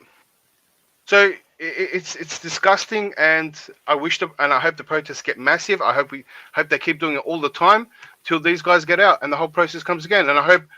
Because I feel like Roman's detached himself from the whole situation. He's trying to do peace talks. I think he's got bigger things, right? And he's left the whole negotiating to in the hands of Bruce Buck and that. And they've almost done something crazy behind his back. And I hope he can intervene. I hope Marina can intervene on his behalf. I hope someone can do something, because this is highway. This is a heist. This is one of the biggest. This will be the biggest heist ever. $3 billion heist. That's what we're talking about here, and everyone's getting a big cut. Here's where I disagree with you. I don't want the protest to get messy. It will create a whole lot of problems for us. No, sorry. I don't mean messy as in violent, this and that. I mean that it's just ongoing and unavoidable, right? They can't just not notice it, and they can't ignore it. Probably that's a better word. Unignorable, right? It's going to be constant in the media. It's going to be there every week. It's going to be constant. It's going to be, the world's going to see it, and just not just a once off, and they can block. There's so many protests that can easily blow off, right? Especially if these guys have some kind of influence, maybe media influence. Maybe there'll be other media groups that won't cover it. But if you're constantly doing it and then more information comes out, maybe more and more parties get involved, and something has to give. No one's just going to watch this happen. Yeah. Pierre, what do you think about Declat's suggestion that the whole process should be restarted? Oh, well, right from the beginning. I mean, that's going to just take a lot of time. as an Well, maybe not, Pierre. Not right from the beginning, but not I mean, right from the beginning. There's I a mean, there's a lot to go off, I guess. yeah, Right, but certainly if they, you know, if this has gone against the process, then it would probably satisfy Actually- a few people here to say, right, the Ricketts are out, and we have another another group that takes their place in this process. Someone Actually, that can got I- eliminated can I and add? put back in. Sorry, I'm going to take that back. Sorry, Pierre. That I think it should start again, actually, because if this process has been compromised, then possibly other bidders that we didn't know about maybe didn't get a fair trial, if that makes sense. That, you Well, know, I can hear what you're saying, but of course, Yeah. if someone hasn't been given a fair trial, but they got back into the mix because at the expense of the Ricketts, or two people got back in. I mean, there's no reason why the shortlist has to be 4 only. I know people gone about these, you know, potentially mystery bidders that are still out there, but as far as I'm aware, it's still 4, and that's no, the whole so shortlist could be compromised, Pierre. you're talking about even Todd Bowley himself, and Yeah. So if the Raine group were like, say they had I don't know, whoever gave them the most money made the shortlist. For example, if they were that corrupt, right? And it was just like a bribe bid. So whoever gave them the most money, and there is a common interest because most of the people that made the shortlist are Americans, and they're American too. So there could be a possible link of corruption there, right? And say maybe there was favoritism to the Americans, for example, right? Well, that means that other people fit the criteria, but they didn't include them. Now the whole system has been. They shouldn't get any fees. They probably should get sued as well, right? For trying to compromise it. So the whole process has been compromised, and that means you'll have to start again and do a proper check because they haven't done it. I mean, We don't know who the bidders are. Do you know what I mean? Well, yeah. I mean, we don't know all of the ones that got rejected. But one thing that we did find out, obviously, is someone that we knew nothing about really until they were selected, is in that shortlist. So, Stephen. Yeah. So I want you're talking about Stephen Pagliuca? I am talking about Stephen Pagliuca. I mean, none of us knew about the consortium bid or the fact he was even bidding until his name was part of the shortlist. And then obviously we found out he's got this non-disclosure, which therefore we don't know anything about the consortium. So I think if it was completely corrupt, then we would have 4 names that we knew, you know, the people that we were hearing about the most would be the only names on that shortlist. But you know, that's just me thinking on there. I'm not. I can hear what Declared is saying, and if it was corrupt, then yes, you would have to go straight back to the beginning. Forget about the fact that we've gone so long in the process, but it just means it would be delayed. But it is what it is, and I don't think they will go back. I just don't think the Ricketts have a chance of winning, personally. I hope that's the case. I've been very hopeful, but I think Bruce Buck's behavior, I think, is he's cast a lot of doubt on the trust I have for the fact I had before, given the fact that the Chelsea board, are part of the process. Let me ask you this question, Pierre. And the question is, the fact that Raine Group did not release any official statement on who's made it to the shortlist, who's on the shortlist, did they? I don't think they did, right? Well, they've mentioned the 4 names on the shortlist. The Raine Group did they mention? Well, they talk about a short list of 4, but whether that's the Raine Group themselves or that's what the media has picked up from the Raine Group. Because everything we've seen so far, it just looked like the media, they're going off of what they're hearing from those participants who spoke up. Like they heard from this group that they've been rejected. They heard from the other group that they're part of the short list. But you're saying, because the question I want to ask is this, especially this is important for Nuke Blue, who's always argued, even Declan argued there's still some mystery bidders that we do not know. Do you think the fact that you can say the Raine Group, that they didn't put out any official statement on who's made it to the who's on the short list, that there may still be some bidders that we don't know about? Well, I don't think they'll ever come out and say this is the official shortlist, as in how do you declare that as official? The shortlist that is being mentioned is these 4 people. Hmm.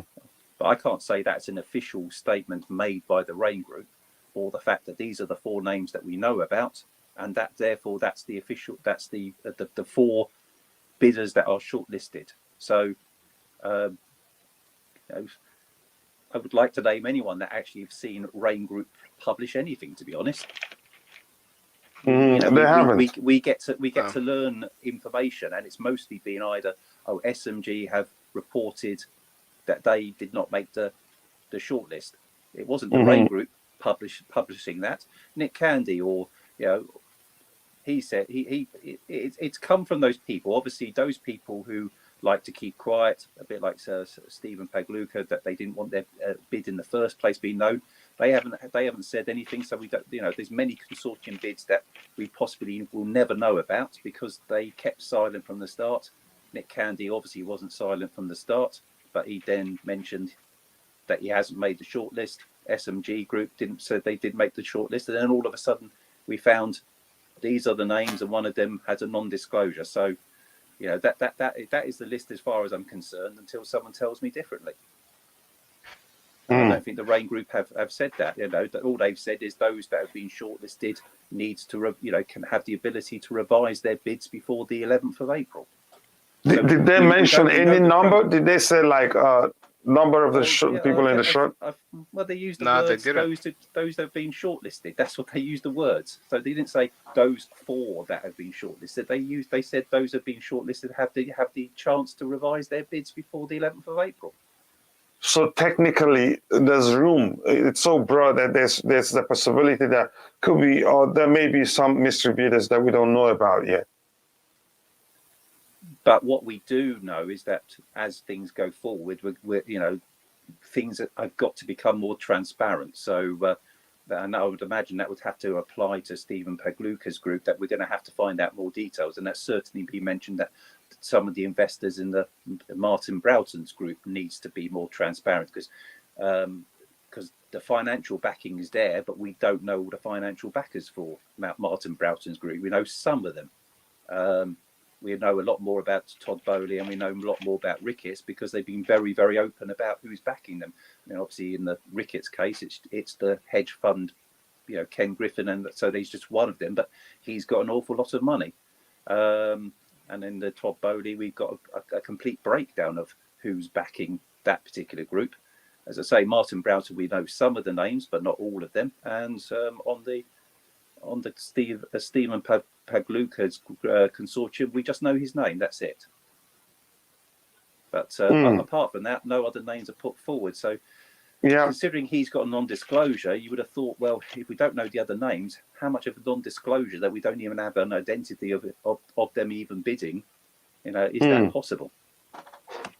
Yeah, I think there's a lot of questions, a lot of unanswered questions in this whole process. Talking about transparency, Declare, I come to you. Staff sent me an inbox saying that the Raine Group warned all bidders not to make public comments on Monday.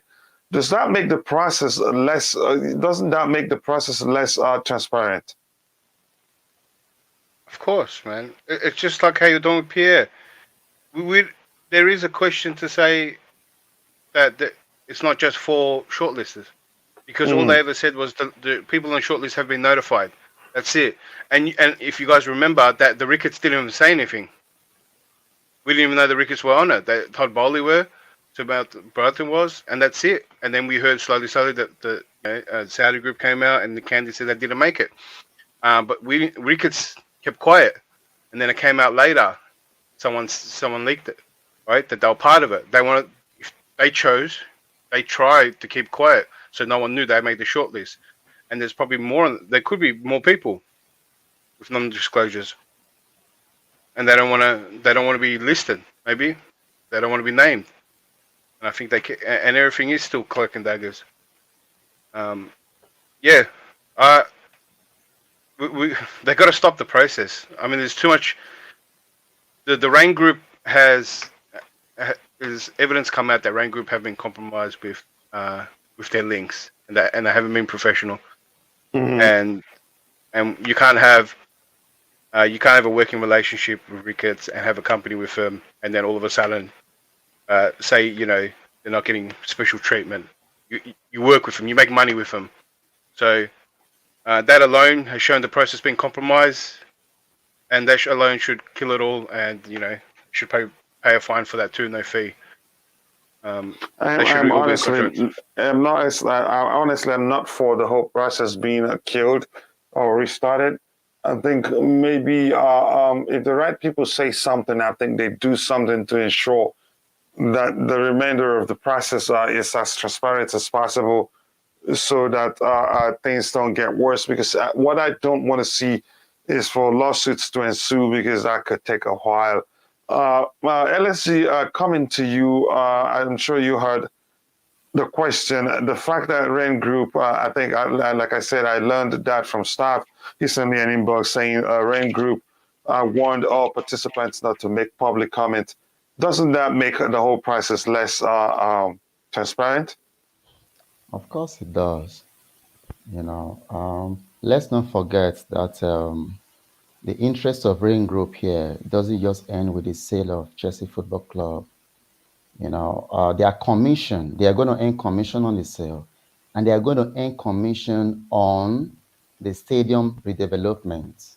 You understand? So, who better, you know, should you expect them to do that transaction with other than people they've done business with before? Hence the Ricketts, you know.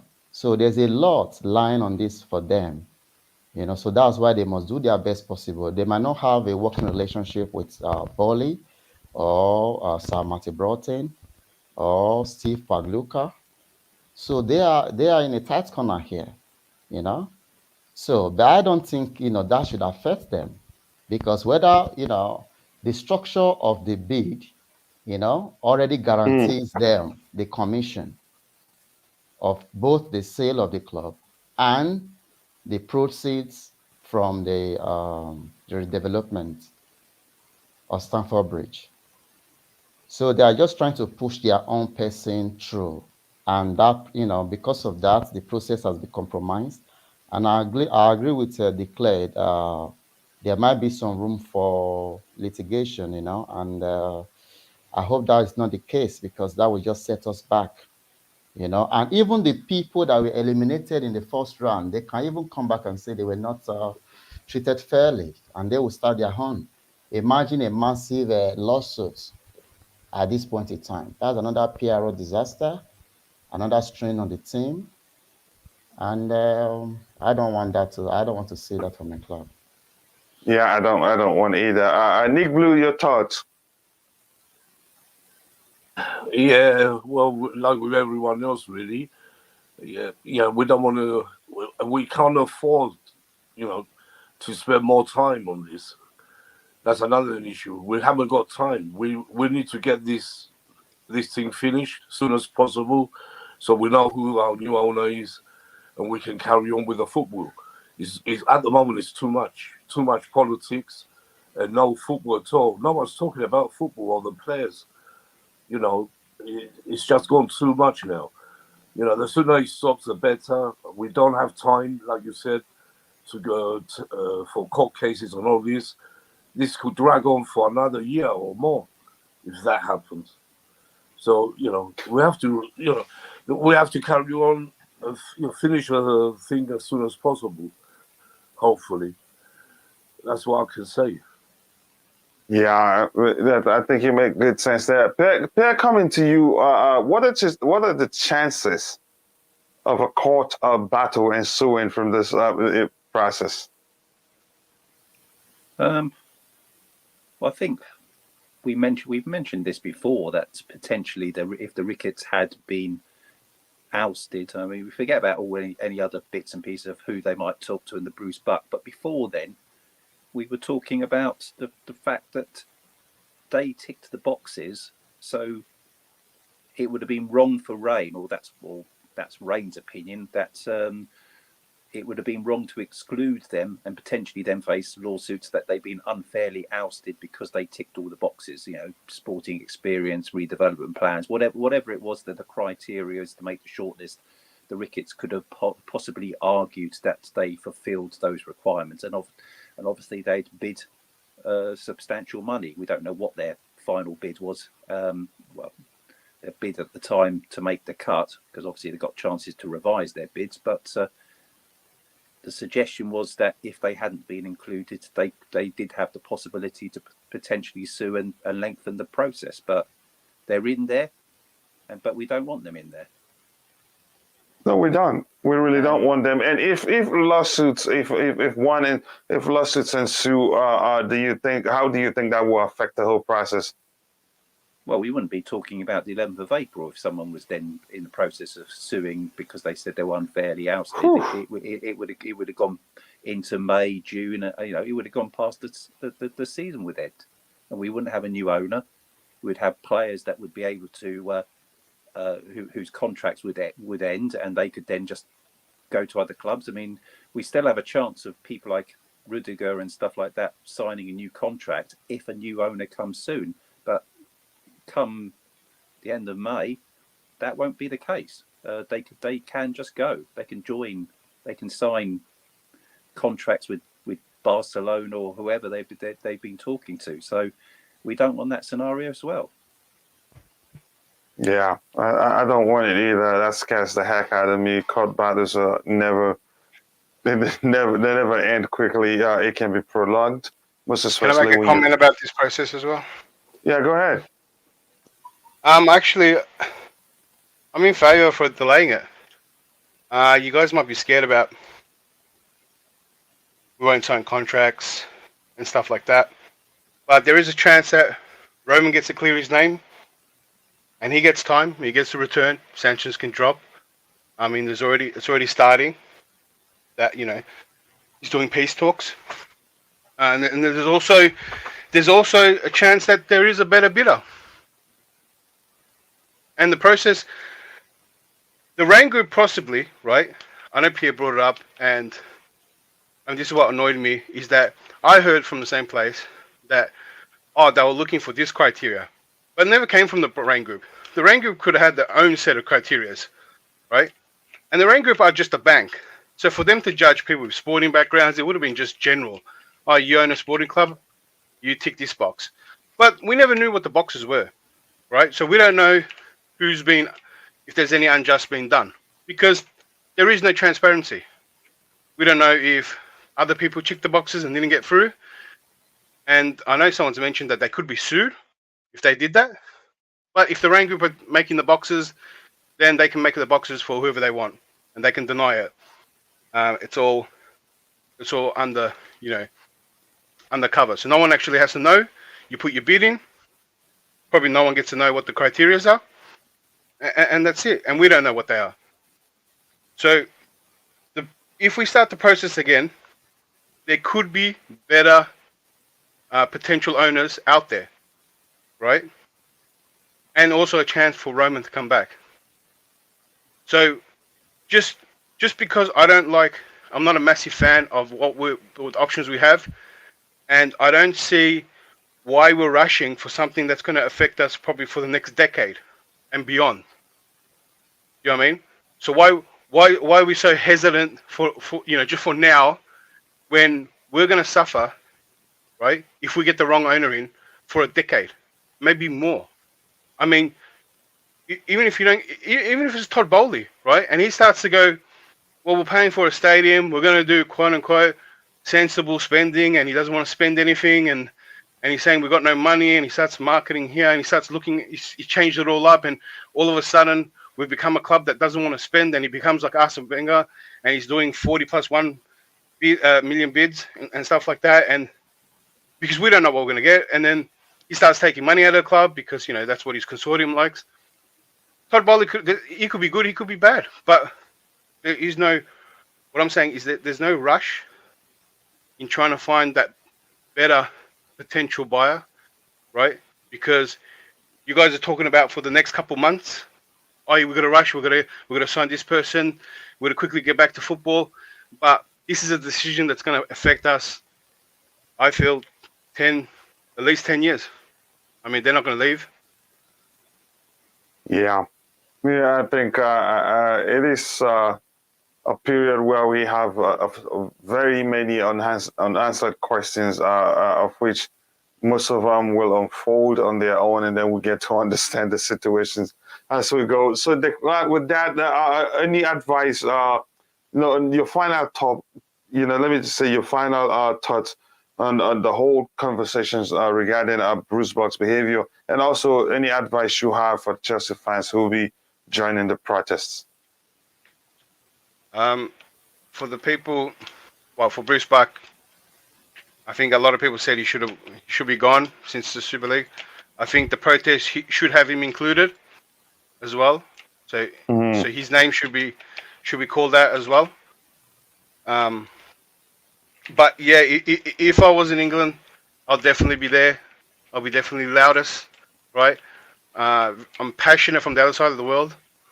Make your voice heard and make it be heard so loud that where they stuffed up on is leaving the fans out of the process, and now is probably the time to be a part of it and let your voices be heard and get involved. So the media starts talking about the fans, and the fans should have some kind of say in the process. If other people think otherwise, it's pretty delusional. Like I said, we're the ones that are going to. It's going to cost us the most because the people involved are making a cut out of the payment. Roman's not even making money.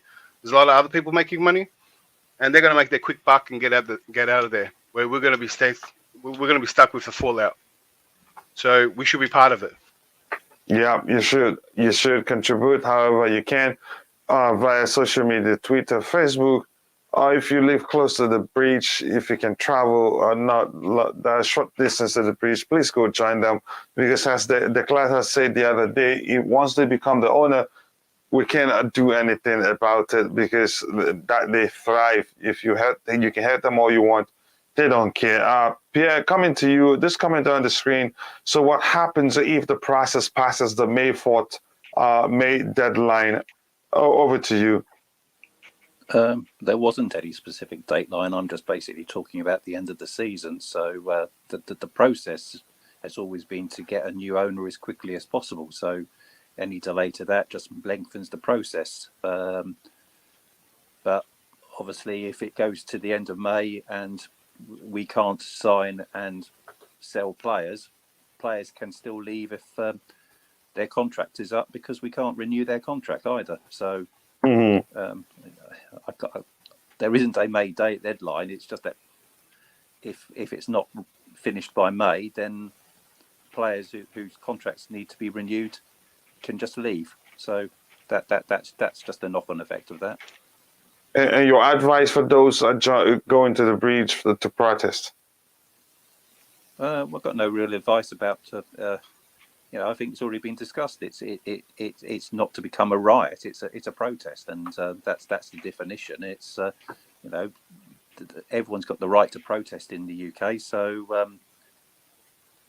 I don't expect it to get out of hand and the police to be involved or anything else. It's a protest before the match, football match between Brentford. Yeah, thank you very much. And can you check? I sent you something in the private chat, Pierre, if you have time. Nick Blue, your final thoughts? Yeah, my final thoughts is, my mind is on Saturday now. I had enough, listening all this, all the politics talks is too much. It's getting too much now. It's time for us fans to talk now and leave the politicians aside. And we will talk on Saturday. We're not talk. We're going to be shouting our heads off for the right reasons. For the Ricketts not to come in, Bruce Buck, he has to go. And I've told you before, there's been banners already made for him, especially for him to get out and to show Roman's name, show him the appreciation he wants. He needs, not wants. He doesn't want nothing. That's the man he is. But we have to show him the appreciation, and we have to make sure that everyone knows we're back in Ukraine, and we're against the war like Roman is. So I don't want to hear all these backfiring from the media saying that we're with Russia, we're with Putin. That's the last thing we want. So he has to be peaceful. Like we said, it's up to a lot of us older people, older fans, to make sure it doesn't get out of hand. That's my last thoughts. And for people who live in London and can get there, just be there, because this is one of the most important days in our history, in Chelsea Football Club history. I've been there from the start. We had similar situations, but I think from the past, even when we got relegated we went to the second division. We nearly dropped out the second division and went into third division 3. That was like going into division League 3 right now. But we come up, we come slowly, we come up, and we got there, and we become the best team in the world. Imagine this, we're the best in the world right now. So, that was something. But this I've never seen before in my lifetime, and this is something bigger than anything. So, I'm pleading for everyone. Please just come up there. There is going to be a lot of fans, going to be thousands, but I know there's so many Chelsea fans who are coming from Birmingham, Bristol, people like that. They're coming. They haven't got tickets for the match. They're coming to protest. And for us in London, doesn't matter what age you are, you have to be there. That's what I have to say. Yeah.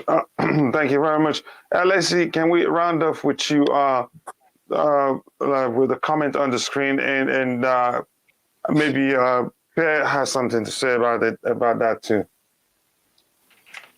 Yeah, that's the danger here, because once the license to operate, expires, because the sanction is up to May, and there's a very, very scary possibility of us going into administration, which I do not even want to, think about or even imagine, So that is one aspect, And I just want to say, with the actions of Bruce Buck, I believe he's been solely responsible for the delay of this process, because I remember that Todd Bowley did made a statement saying that the process can be fast-tracked and he can get in even before the Brentford game. All right? He did say that. So now we see the reason why this process is being delayed.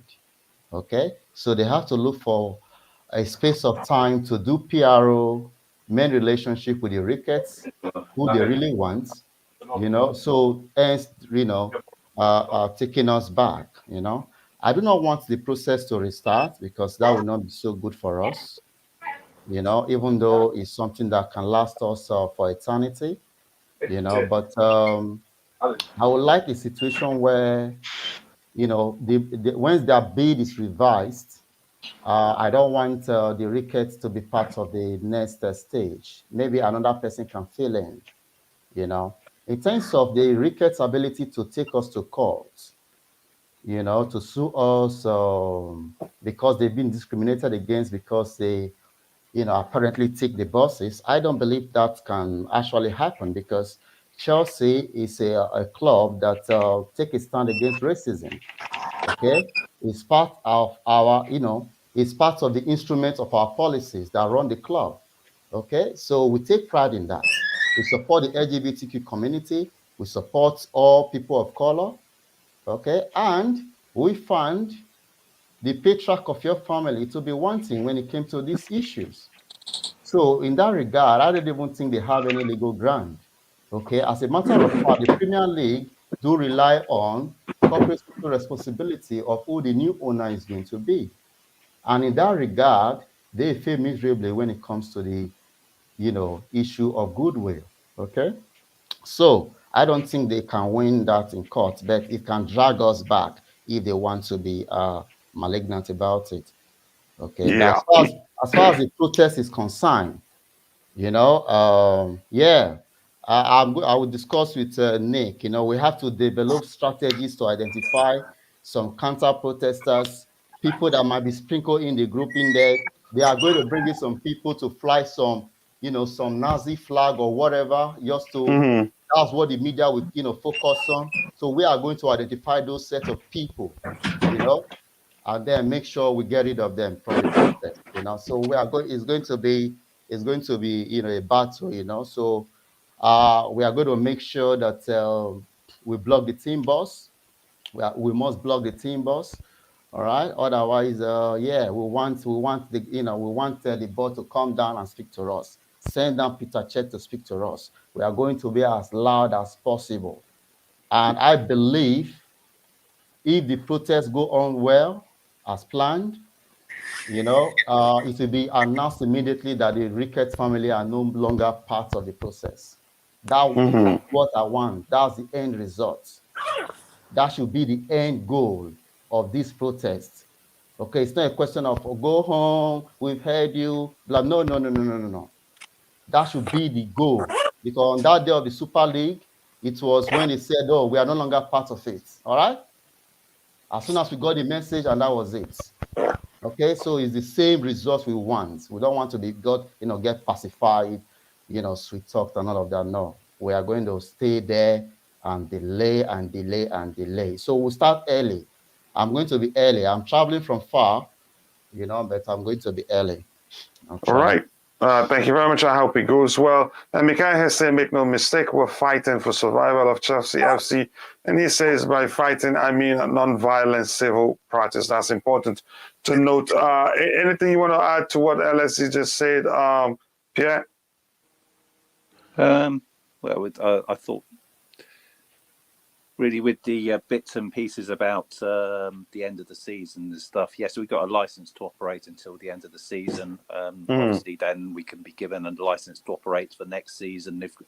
I think the concern here, which I think people would say, is that Roman Abramovich has already provided an extra £30 million to run the club. So if it isn't finished soon, this process, then are we going to have to rely on him to put money in? Because we're not going to get enough money if we're not going to be able to sell tickets at home.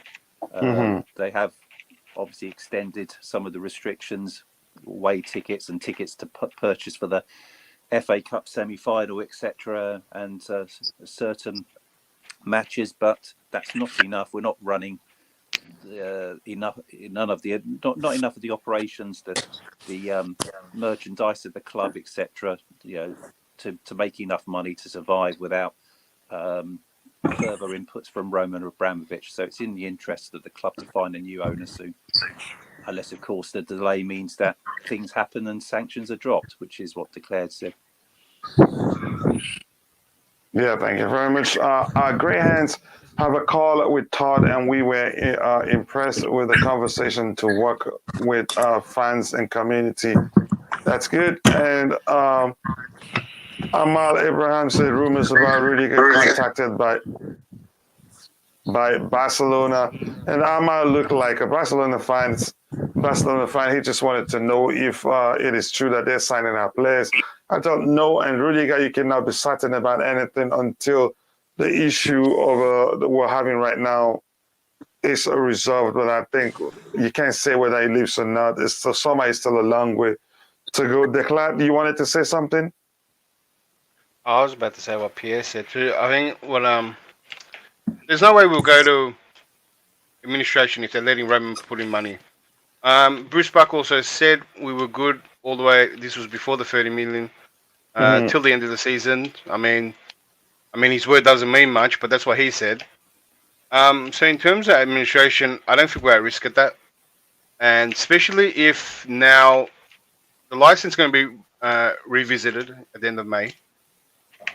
If we haven't sold yet, and by the end of May or by that time, Roman will be doing so much peace talks, and the war could be over by then. So when it does get renewed, we could, in a small percentage chance, go back to normal. In a hypothetical way. if the stars align, and also if the process has been, if more, there's enough leaks for the process to be compromised. I don't know what I'm saying more, but even if more come out and it has to be redone, I think we'll be all right. Because when the whole process was compromised, I think the whole process was slow. I mean, the Raine Group probably intentionally made it slow to get certain criterias. I mean, even now, they've delayed it and they've given the Ricketts a chance to try win fans over and try win, Paul Canoville, and they think they can strategically get enough support to get over the line. I mean, no one else is getting that treatment. I mean, I don't see Todd Polly there talking with the fans and a massive campaign, and we've been left in the dark and no one campaigning. So I'm very open to a delay. I'm not worried about anything. And you saw the same reason they sanctioned Roman for the same company. Sorry, it's the same company that put the money in. It's a massive hypocrisy, and they'll let it do it again too. So Roman can pump all the money he wants to keep us going, especially if the process has been compromised. They'll just do that again. So, I mean, we don't have to worry about administration or quick sale. I want the right owners, and I want a chance for Roman to clear his name. That's what I want. I hate what was going on for a long time, and it just proved every day even more worse. Yeah. All right. Thank you very much for that input. I think with that, we've come to the end of the show. We've streamed for 3 hours and 36 minutes or so. And I want to say thank you to those on the panel. That includes LSG, Pierre, Nick Blue, and Declad, and also Mikhail himself, who started off the day with me on the panel with some great input. And please remember, if you haven't, go check out Chelsea Perspective blog. I think you will like it. And we will be releasing an open letter to the new owners of Chelsea Football Club, authored by Mikhail himself. I think wait for that one. It is great. We're just having formatting issues at this point, but it will be done soon. I want to say also thank you to those in the chat, from Mikhail to Joy the Boy, to Kaibi, a friend of mine who works, let me read what he says. A friend of mine who works at Raine told me that Ricketts have the biggest chance on owning Chelsea Football Club. You see how scary that is. That is very, very scary. But I'm so hopeful, given that Raine don't have the final say. Is that correct, Pierre? They can select who they think makes the grade, as far as I know, and then it still has to be rubber stamped by the board, etc. They don't have the final say. Okay. They can. So the board and Roman, do they have a say in the process? Well, I'll expect the Chelsea board, and that includes Roman, to have a say on that. But it then still has to pass the EPL as well. So I'd imagine that if the protests are that great on Saturday, that the EPL might be swayed as well. They've got to decide the suitability of the owner as well. So, having said that, I can't see how the EPL can turn around and say they're American. Usually, their criteria are on other things for suitability, but I'm not sure if that counts. But the Ricketts and the protest against that must have some bearing on that. Yeah, okay. It's scary, but I hope that doesn't happen. And if you're watching, please, if you haven't subscribed, please do. I think we've come to the end of the show today. And Pastor Daniel Armstrong says, Blue Morning is one of the best sports channel to tune in. Fantastic deliberations. Blue Morning is the name of the show. Chelsea Perspective is the name of the channel. Blue Morning is a daily show on Chelsea Perspective. Starts 11 a.m. UK. And thank you for saying it's one of the best. I appreciate that. And more thanks to those on the panel. They make it a special and a good show. They educate and also we deliberate and come to sensible conclusions, and not just to jump to conclusions. So with that, I also say, please, if you haven't, make sure to subscribe to the channel, and don't forget to click on the notification button so that you get notifications before we go live. And when is the decision made? I think it's April 18th, they say. Okay, please stop scaring us. And like Pierre said, bring back Roman. I don't think that's possible anymore. That ship had already sailed. And Fraser says to him, please stop lying. And I'm not lying. Okay, we'll see. That's a possibility. You're saying the truth, but I still think they will not emerge as the new Chelsea owners. And with that, I say thank you to everybody that's been in the chat. You provide great value. And to those on the panel, thank you very much. And I hope to have you guys back again on the show. See you guys tomorrow. Cheers. Yes.